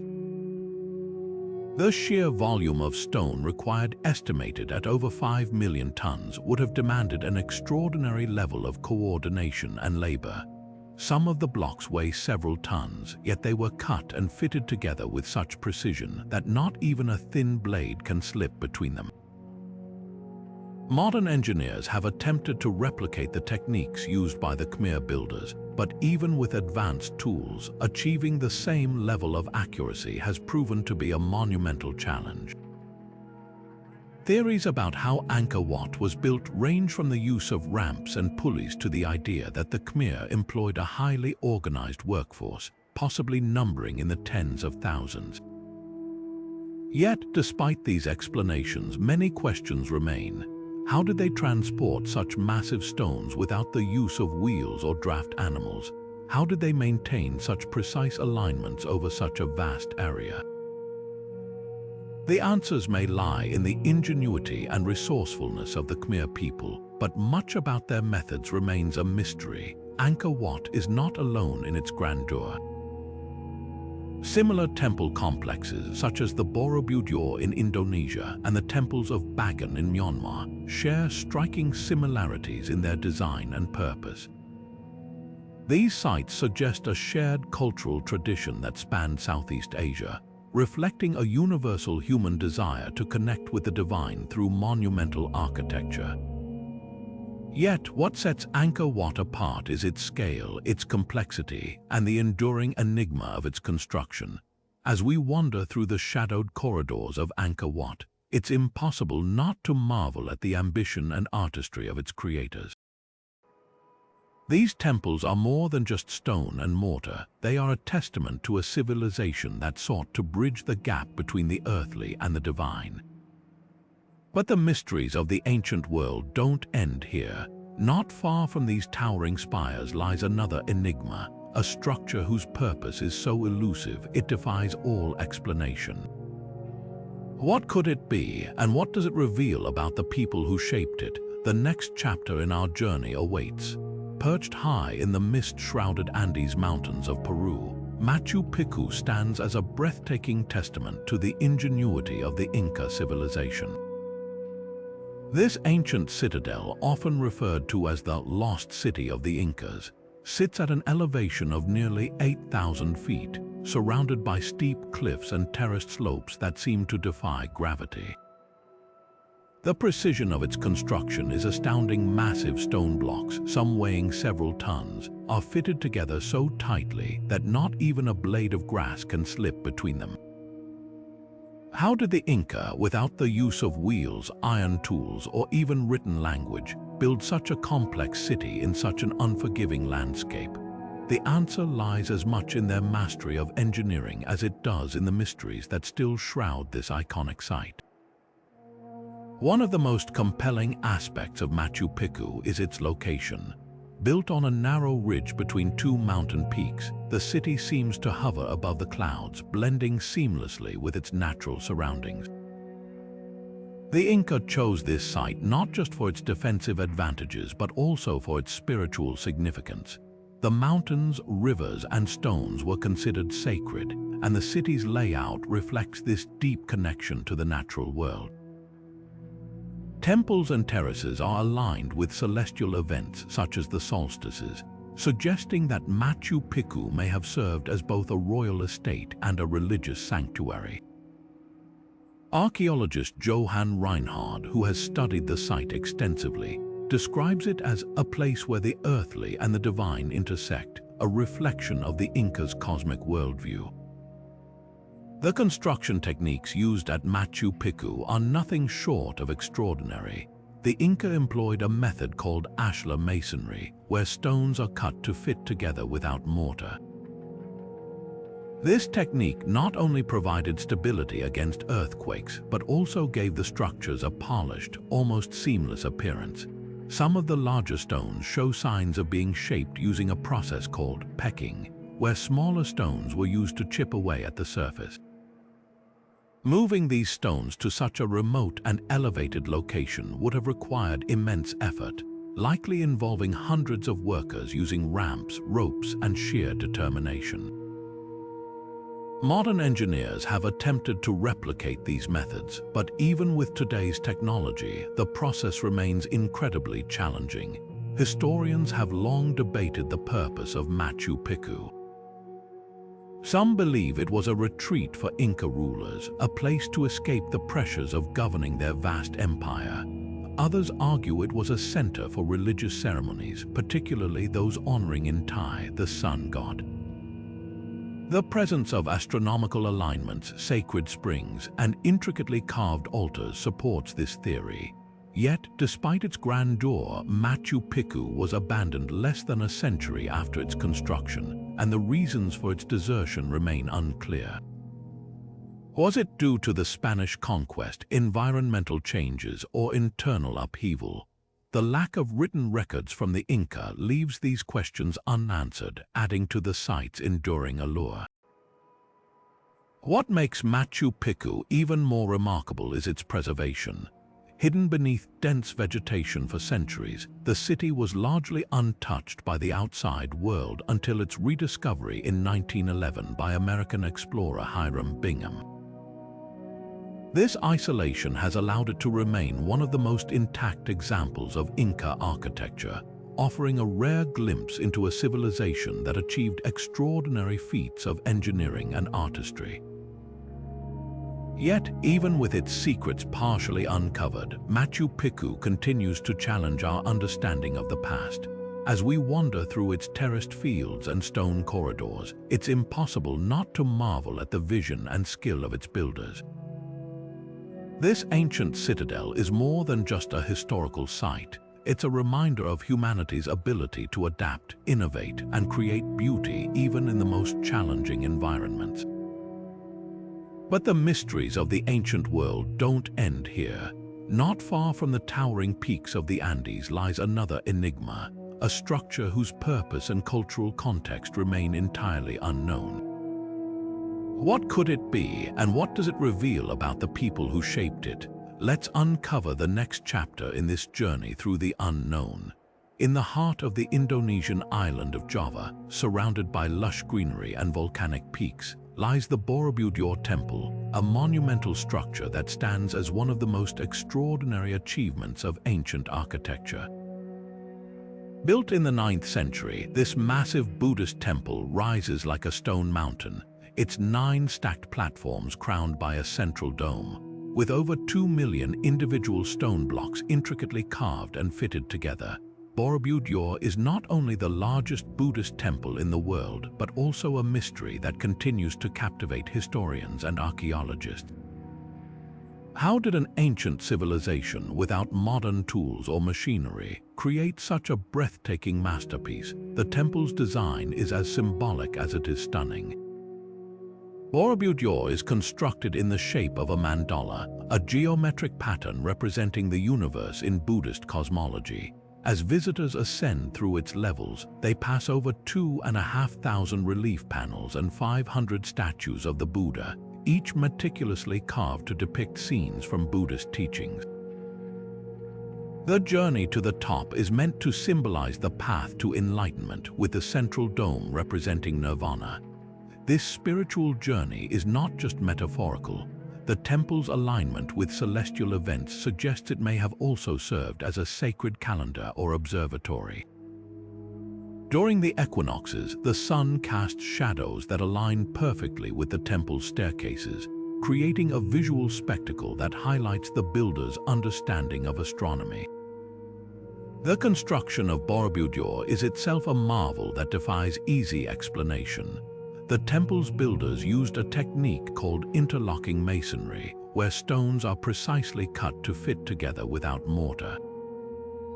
This method not only provided stability against earthquakes but also allowed the structure to endure for over a millennium. Some of the stones weigh several tons, yet they were transported from distant quarries and lifted into place using techniques that remain a mystery. Theories range from the use of ramps and levers to the possibility of a highly organized labor force numbering in the thousands. Modern attempts to replicate the construction process have revealed just how challenging it would have been, even with today's technology. Borobudur's purpose has long been a subject of debate among experts. While most agree it was a place of worship and pilgrimage, some suggest it may have also served as a center for learning or a repository for sacred texts. The temple's intricate carvings and statues tell stories of the Buddha's life and teachings, offering a visual narrative that could have been used to educate and inspire. Archaeologist John Miksic notes, Borobudur is more than just a temple. It's a living encyclopedia of Buddhist philosophy carved in stone. What makes Borobudur even more fascinating is its connection to similar structures around the world. From the stepped pyramids of Mesoamerica to the towering stupas of Southeast Asia, these sites share striking similarities in their design and purpose. Could they reflect a shared human desire to connect with the divine through monumental architecture? Or do they hint at a deeper, perhaps even universal, understanding of spirituality and the cosmos? As we marvel at the grandeur of Borobudur, it's impossible not to wonder about the minds behind its creation. What drove them to invest so much time and effort into this towering masterpiece, and what secrets might still lie hidden within its stones? Yet, the mysteries of the ancient world don't end here. Just a short journey from this spiritual sanctuary lies another enigma, a structure whose purpose is so elusive it defies all explanation. What could it be, and what does it reveal about the people who shaped it? The next chapter in our journey awaits. Standing proudly in the heart of Mexico's Yucatan Peninsula, the Pyramid of Kukulkan at Chichen Itza is a masterpiece of ancient engineering and a symbol of the Maya civilization's profound connection to the cosmos. Known locally as El Castillo, this towering structure rises nearly 100 feet into the sky, its four sides adorned with staircases leading to a temple at the summit. But what makes this pyramid truly extraordinary isn't just its imposing presence. It's the precision of its design and the mysteries surrounding its construction. How did the Maya, without modern tools or machinery, achieve such remarkable accuracy in their measurements and alignments? The pyramid's alignment with celestial events is one of its most fascinating features. During the spring and autumn equinoxes, the setting sun casts a shadow along the northern staircase, creating the illusion of a serpent slithering down the pyramid. This phenomenon, known as the descent of Kukulkan, is a testament to the Mayas' advanced understanding of astronomy and their ability to integrate it into their architecture. The pyramid's four sides each have 91 steps, totaling 364 when combined with the platform at the top, symbolizing the days of the solar year. Such mathematical precision suggests that the pyramid was more than just a religious monument. It may have served as a calendar, a cosmic observatory, or even a place of pilgrimage. The construction of El Castillo is as impressive as its symbolism. Built using limestone blocks quarried from nearby sources, the pyramid's layers were carefully stacked to create a stable, symmetrical structure. Despite the lack of modern tools, the Maya achieved near-perfect alignments, with each side facing one of the cardinal directions. Theories about how they accomplished this range from the use of simple wooden tools and ramps to the possibility of advanced surveying techniques now lost to history. Archaeologists have noted the absence of written records detailing the pyramid's construction, leaving much of its story open to interpretation. One of the most intriguing aspects of Chichen Itza is its layered history. The pyramid we see today was built on top of an earlier, smaller structure, suggesting that the site held deep spiritual significance for multiple generations. Excavations have revealed hidden chambers and artifacts, offering glimpses into the rituals and beliefs of the Maya. Yet, despite these discoveries, the identity of the pyramid's builders remains a mystery. The Maya civilization, known for its complex calendar systems and astronomical knowledge, left behind no clear records of the individuals or groups responsible for constructing this iconic monument. Modern engineers have attempted to replicate the techniques used to build El Castillo, but the challenges are immense. Moving and positioning the massive stones without modern machinery requires not only physical strength but also a deep understanding of the materials and the environment. Even with today's technology, achieving the same level of precision would be a daunting task. This disparity between ancient and modern capabilities highlights just how advanced the Maya were in their understanding of engineering and architecture. As we stand in awe of the Pyramid of Kukulkan, it's impossible not to wonder about the minds behind its creation.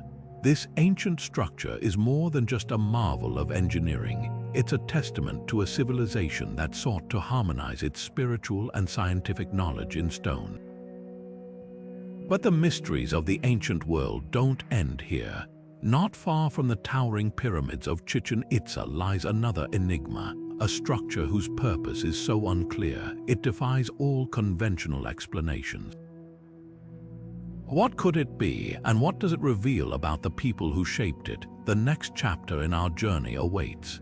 Deep within the dense jungles of Chiapas, Mexico, the ancient city of Palenque emerges like a forgotten jewel, its stone temples and palaces shrouded in mystery and history.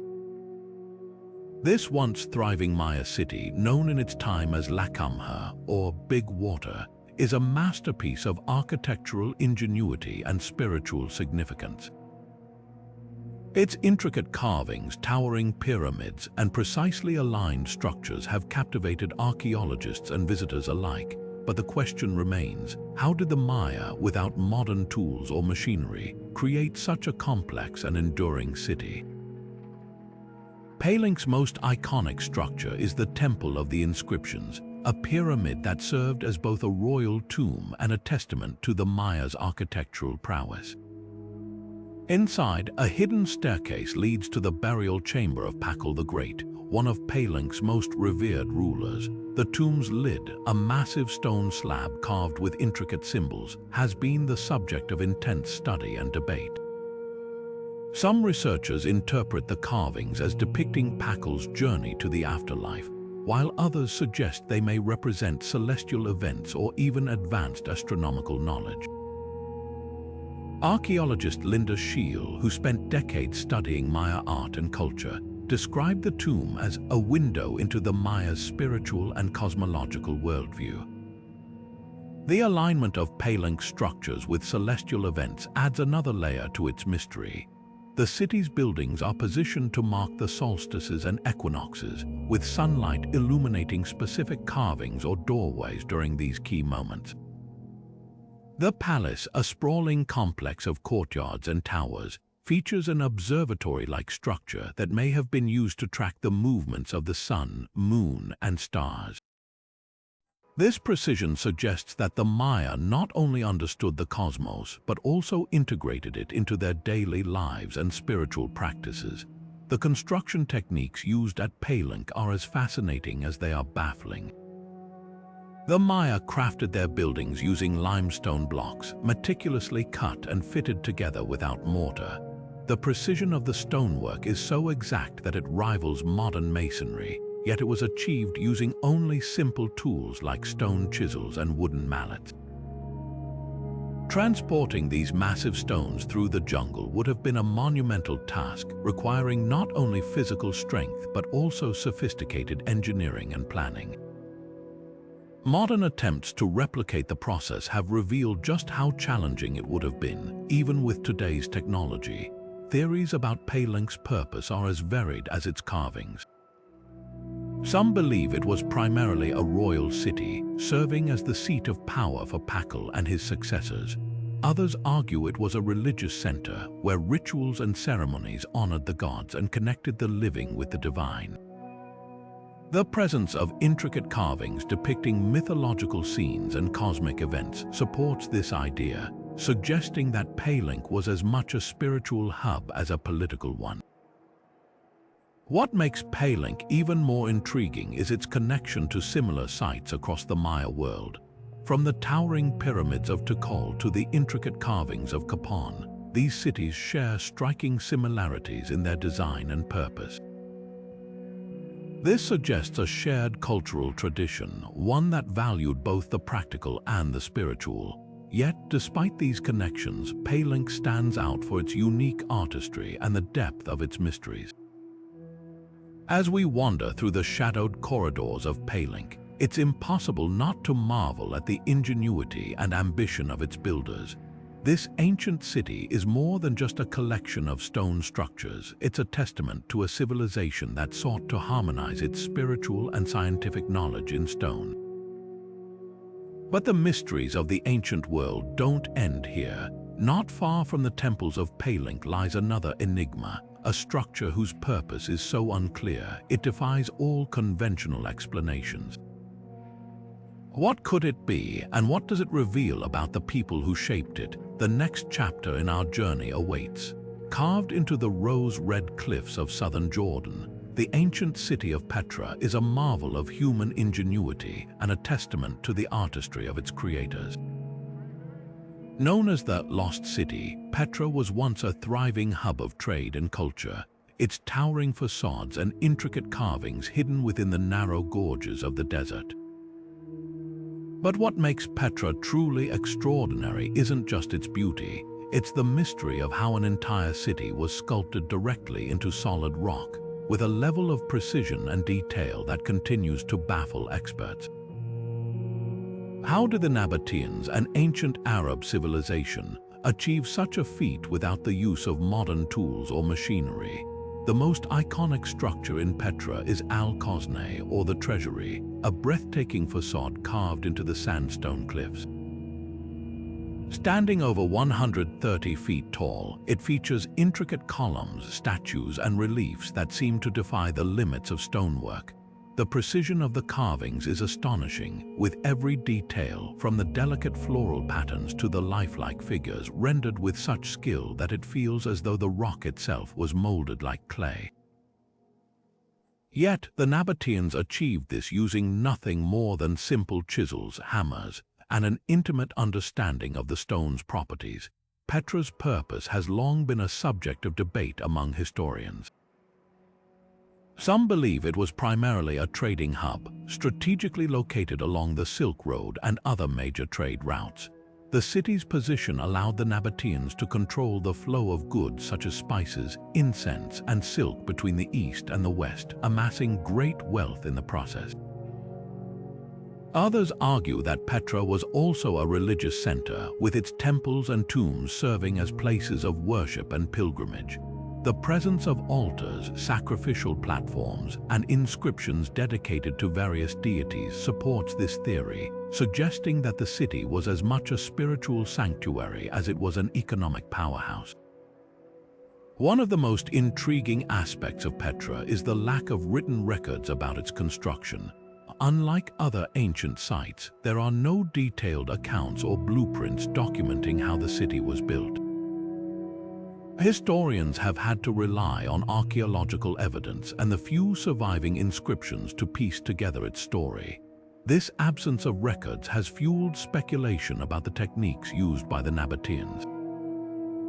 Some researchers suggest they employed a system of scaffolding and ropes to carve the facades from top to bottom, while others propose they may have used a combination of water and tools to soften the rock, making it easier to shape.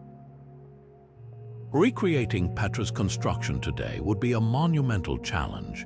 Modern engineers have attempted to replicate the techniques used by the Nabateans, but even with advanced tools, achieving the same level of precision is incredibly difficult. The process would require not only technical skill, but also a deep understanding of the rock's composition and the patience to work slowly and methodically. The Nabateans clearly possessed all of these qualities, but how they developed them remains a mystery. As we wander through the narrow Siq, the dramatic canyon that serves as Petra's entrance, it's impossible not to marvel at the vision and skill of its creators. This ancient city is more than just a collection of rock-cut buildings. It's a testament to a civilization that thrived in one of the most inhospitable environments on Earth. Yet, the mysteries of the ancient world don't end here. Not far from the rose-red cliffs of Petra lies another enigma, a structure whose purpose is so elusive, it defies all conventional explanations. What could it be, and what does it reveal about the people who shaped it? The next chapter in our journey awaits. Hidden in the rugged highlands of northern Ethiopia, the rock-hewn churches of Lalibela are a marvel of human ingenuity and devotion. Carved directly into the volcanic rock, these 11 medieval churches are not only architectural wonders but also enduring mysteries. How did a civilization without modern tools or machinery carve such intricate and massive structures out of solid stone, and what drove them to undertake such a monumental task? The answers lie as much in the spiritual significance of these churches as in the technical challenges of their construction. The churches of Lalibela, named after the 12th century King Lalibela, who is said to have commissioned them, are a testament to the power of faith. Each church is meticulously carved from a single block of rock, with walls, windows, and even decorative details chiseled directly into the stone. The most famous of these, the Church of St. George, is shaped like a cross and descends nearly 40 feet into the earth, its roof level with the surrounding ground. The precision of the carvings, from the ornate arches to the delicate latticework, is astonishing, especially considering the tools available at the time, likely simple chisels, hammers, and an unwavering commitment to their craft. Historians and archaeologists have long debated the purpose of these churches. Some believe they were intended as a New Jerusalem for pilgrims who could no longer travel to the Holy Land due to the Islamic conquests of the time. This theory is supported by the presence of features like the Jordan River, a small canal that runs through the complex, symbolizing the biblical river. Others argue that the churches served as centers for religious education and ceremonial gatherings, with their underground passages and interconnected courtyards creating a sacred labyrinth for worshippers.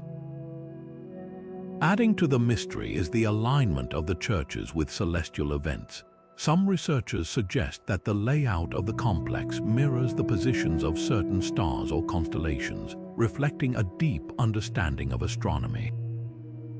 During specific times of the year, sunlight enters the churches at precise angles, illuminating altars or carvings in a way that seems almost magical.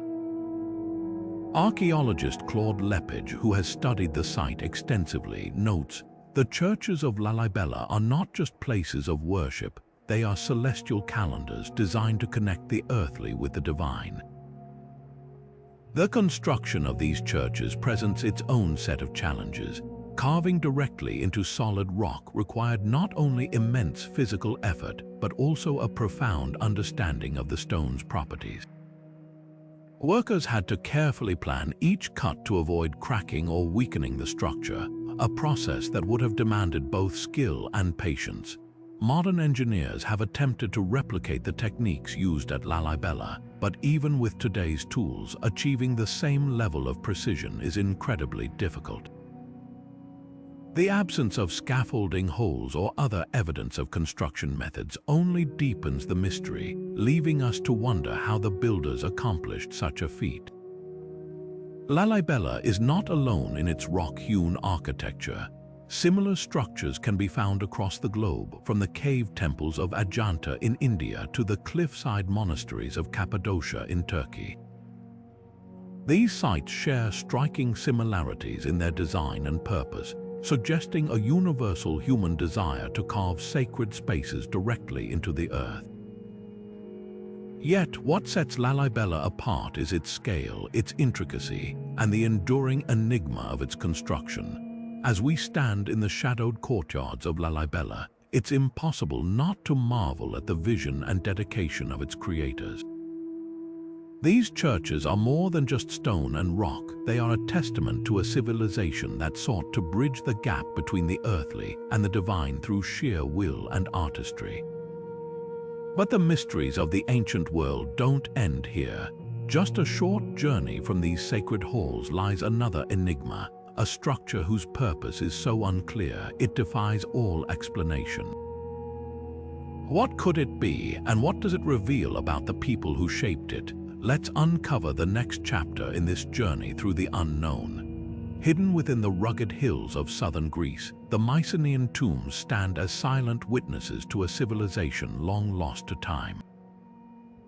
Known as beehive tombs or tholos tombs, these massive stone structures are marvels of ancient engineering, their towering domes and precise alignments leaving modern archaeologists in awe. Built over 3,000 years ago, these tombs are not just architectural feats, they are mysteries that challenge our understanding of the Mycenaean civilization. How did they construct these colossal structures with such precision? And what secrets do they hold about the people who built them? The most iconic of these tombs is the Treasury of Atreus, a monumental structure with a dome reaching over 40 feet in height. The precision of its construction is staggering. Massive limestone blocks, some weighing several tons, were carefully cut and fitted together to form a perfect corbelled dome, a technique that distributes weight evenly and allows the structure to stand without mortar. The entrance, framed by towering stone lintels, is aligned with the rising sun during specific times of the year, suggesting a deep connection to celestial events. Archaeologist Cynthia Shelmerdine, who has studied Mycenaean sites extensively, notes, "The alignment and craftsmanship of these tombs reflect not just technical skill, but also a profound spiritual and cosmological awareness." Theories about the tomb's purpose are as varied as they are intriguing. Many believe they served as royal burial sites, housing the remains of Mycenaean kings and their riches. Excavations have uncovered gold masks, jewelry, and other grave goods, hinting at the high status of those interred within. Others suggest the tombs were used for ceremonial purposes, acting as sacred spaces where rituals connected the living with the dead. The absence of written records from the Mycenaeans has left much of their story open to interpretation, but the tombs themselves offer tantalizing clues. One of the most baffling aspects of the Mycenaean tombs is how they were built without the use of modern tools or machinery. The sheer size and weight of the stones would have required immense coordination and labor. Some researchers propose the use of ramps and levers, while others speculate that the Mycenaeans may have employed advanced techniques now lost to history. Modern attempts to replicate the construction process have revealed just how challenging it would have been, even with today's technology. The absence of any surviving blueprints or detailed records only deepens the mystery, leaving us to wonder how they achieved such feats of engineering. What makes these tombs even more fascinating is their connection to similar structures across the ancient world. From the pyramids of Egypt to the beehive tombs of Ireland, these sites share striking similarities in their design and purpose. Could they represent a shared cultural tradition, or do they simply reflect the universal human desire to honor the dead and connect with the divine?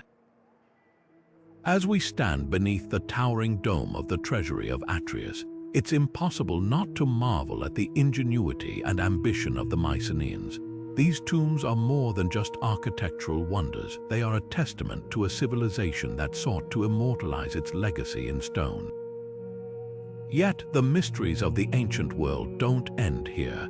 Beyond the hills of Greece lies another enigma, a structure so unusual, so out of place, that it defies all conventional explanations.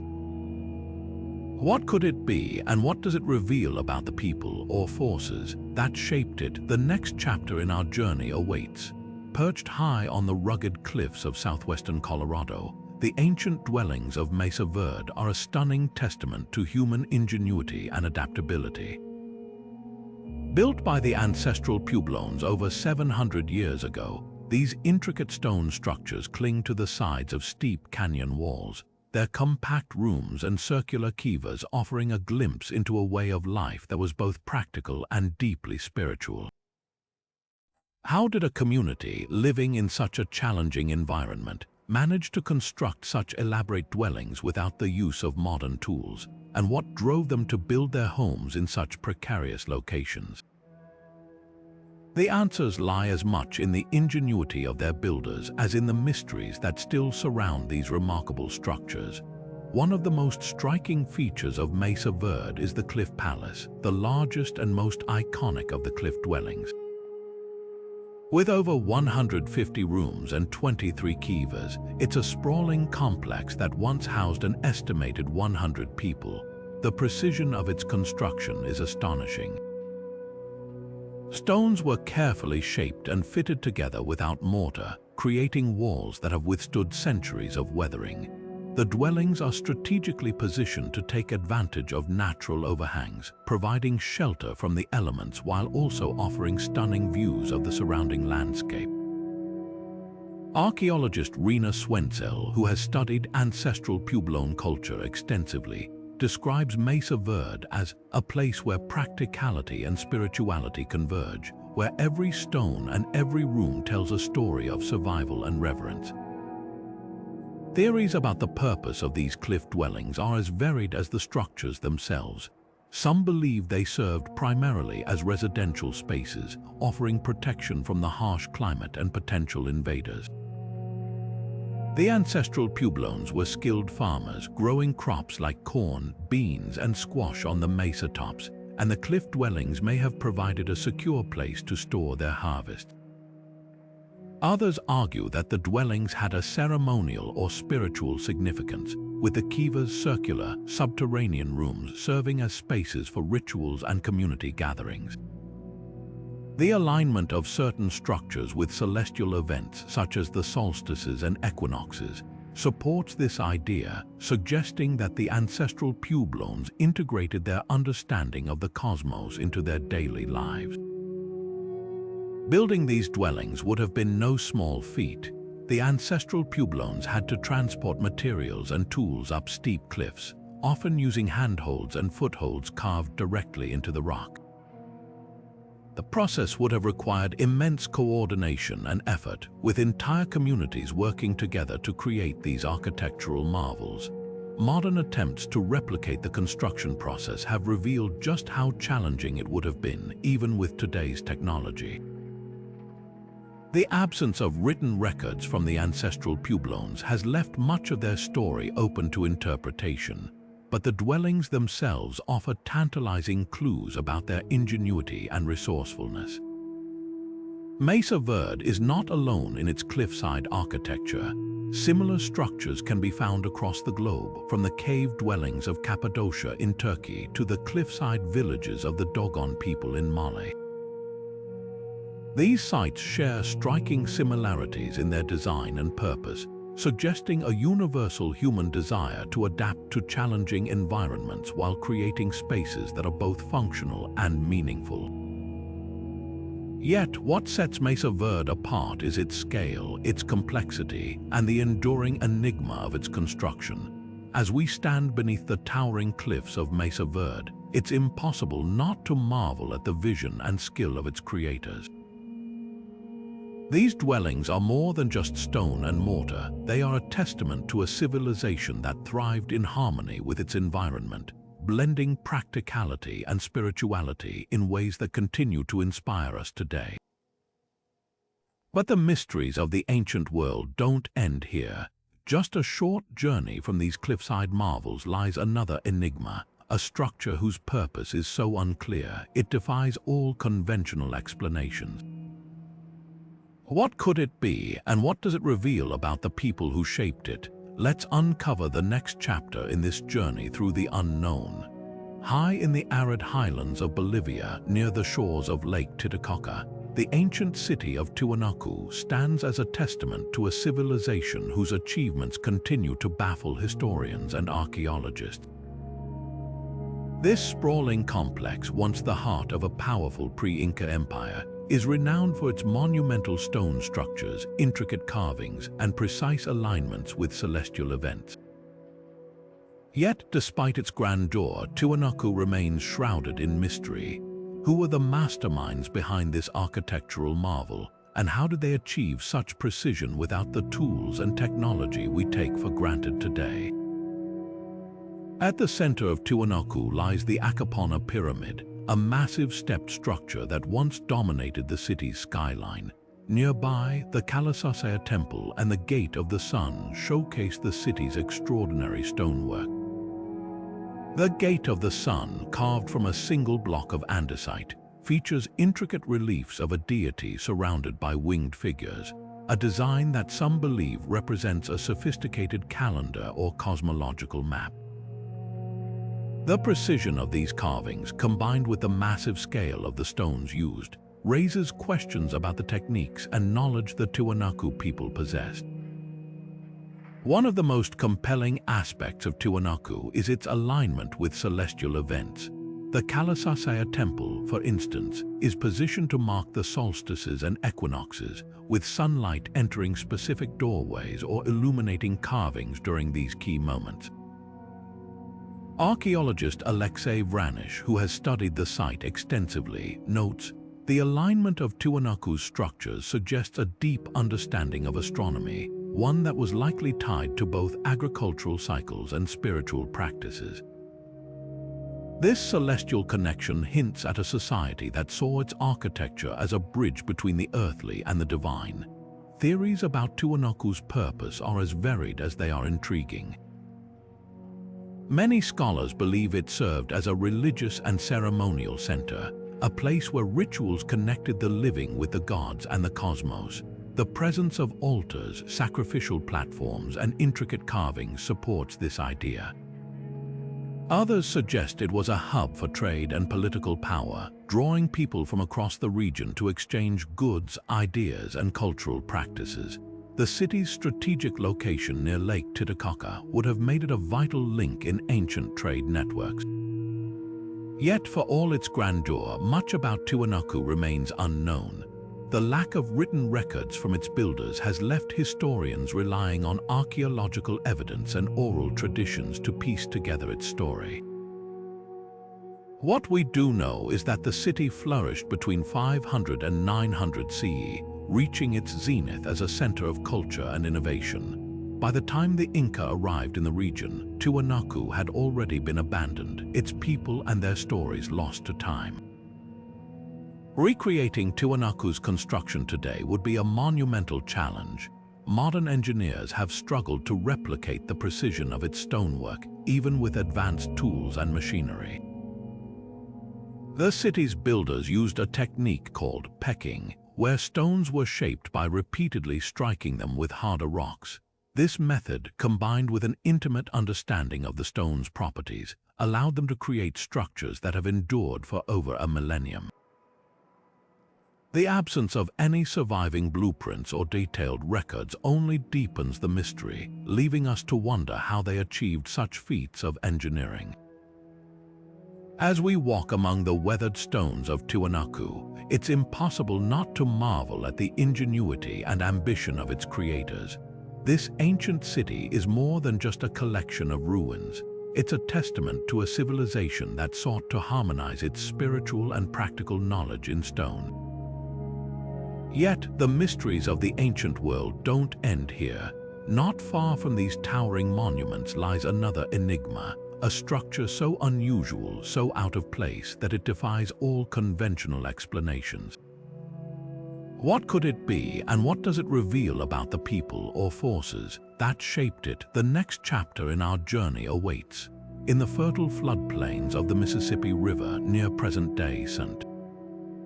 Louis lies one of the most astonishing archaeological sites in North America, the Cahokia Mounds. This sprawling complex of earthen structures, built by the Mississippian culture over 1,000 years ago, is a testament to the ingenuity and ambition of an ancient civilization that thrived long before European contact.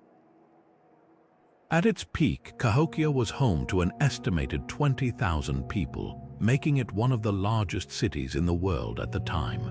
But what makes these mounds truly extraordinary is the mystery surrounding their construction and purpose. How did a society without the use of wheels or metal tools build such massive structures, and what role did they play in the lives of the people who created them? The largest of these mounds, known as Monk's Mound, rises 100 feet above the surrounding landscape and covers over 14 acres at its base. To put that into perspective, it's larger than the Great Pyramid of Giza in terms of volume. The construction of Monk's Mound alone would have required moving over 22 million cubic feet of earth, a monumental task that would have demanded immense coordination and labor. Archaeologist Timothy Porcatat, who has studied Cahokia extensively, describes the mounds as monuments to communal effort, reflecting a society that valued both collective labor and spiritual connection. Theories about the purpose of the Cahokia Mounds are as diverse as they are intriguing. Some researchers believe they served as platforms for elite residences or administrative buildings, offering a commanding view of the city and its surroundings. Others argue they were primarily ceremonial spaces, used for rituals, festivals, or even astronomical observations. The Grand Plaza, a vast open area at the center of the complex, may have been the site of large gatherings where people came together to trade, celebrate, or honor their gods. The presence of burial mounds, some containing high-status individuals adorned with elaborate grave goods, suggests that the mounds also played a role in honoring the dead. One of the most fascinating aspects of Cahokia is its alignment with celestial events. The layout of the mounds corresponds with the movements of the sun, moon, and stars, suggesting that the Mississippians had a sophisticated understanding of astronomy. For example, the woodhenge, a circular arrangement of wooden posts near Monk's Mound, is thought to have functioned as a solar calendar, marking the solstices and equinoxes. This celestial connection hints at a society that saw its architecture as a way to harmonize with the natural world and the cosmos. Building such large structures without modern technology would have been no small feat. The Mississippians likely used baskets, woven bags, and possibly even sledges to transport the soil, moving it in small increments over vast distances.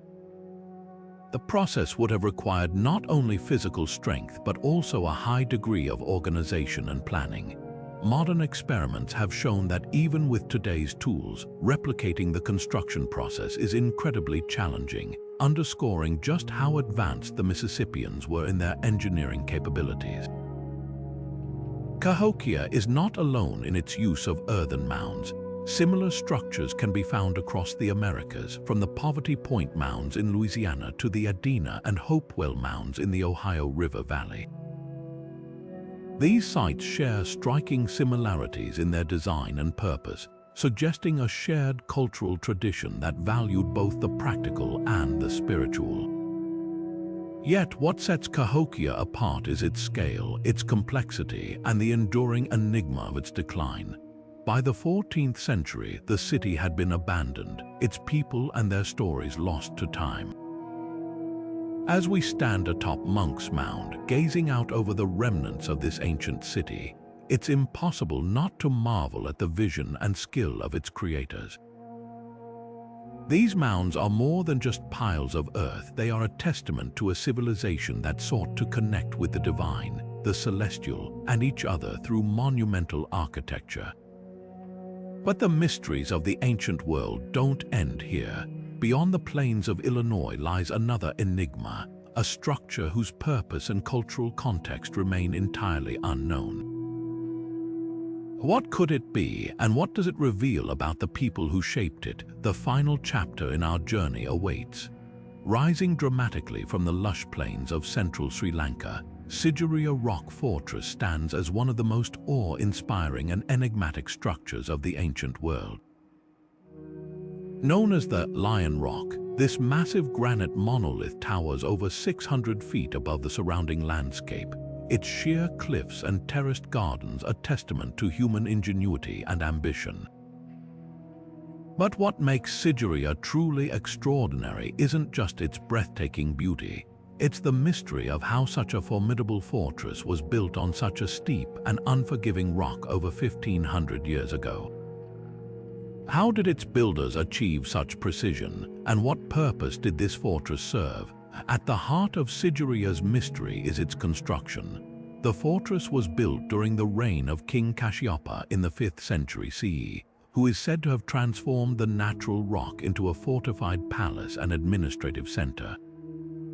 The precision of the stonework is astonishing. Massive brick walls, intricate water gardens, and frescoes of celestial maidens adorn the site, all built on a rock face so steep that even modern climbers find it challenging. The crowning jewel of Sigiriya is the Lion Gate, a massive stone staircase flanked by the paws of a colossal lion, symbolizing the king's power and authority.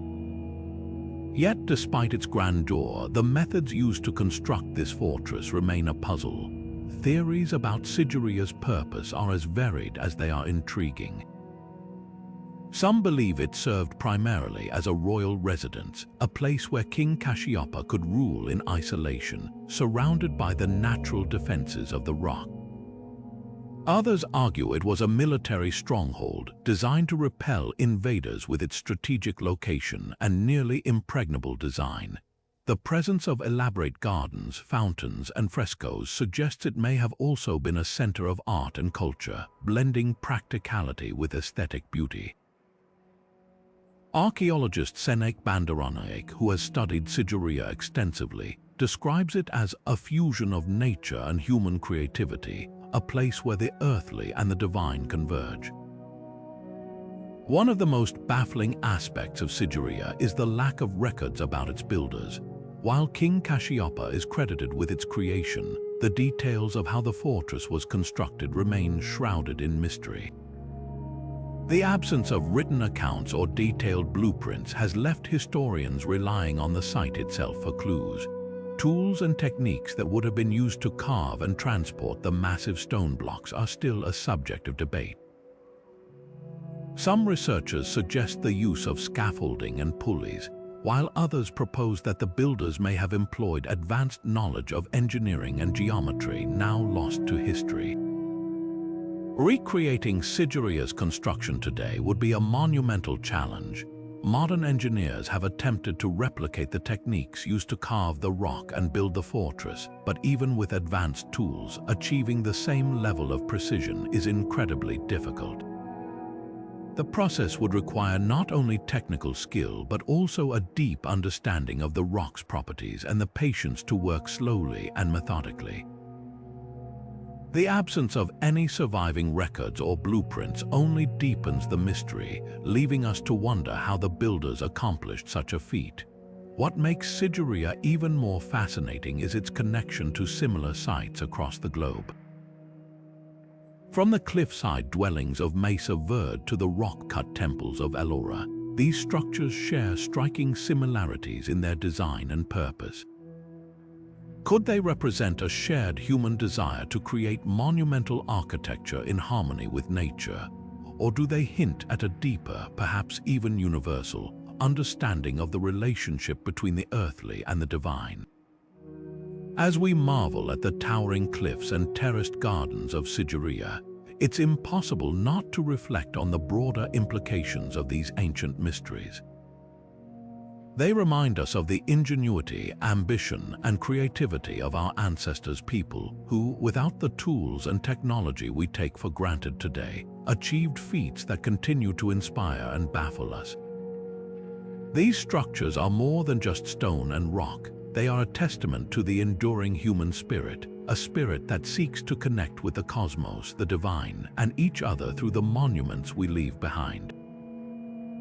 And so, as we conclude this journey through the world's most baffling architectural mysteries, we're left with one final question.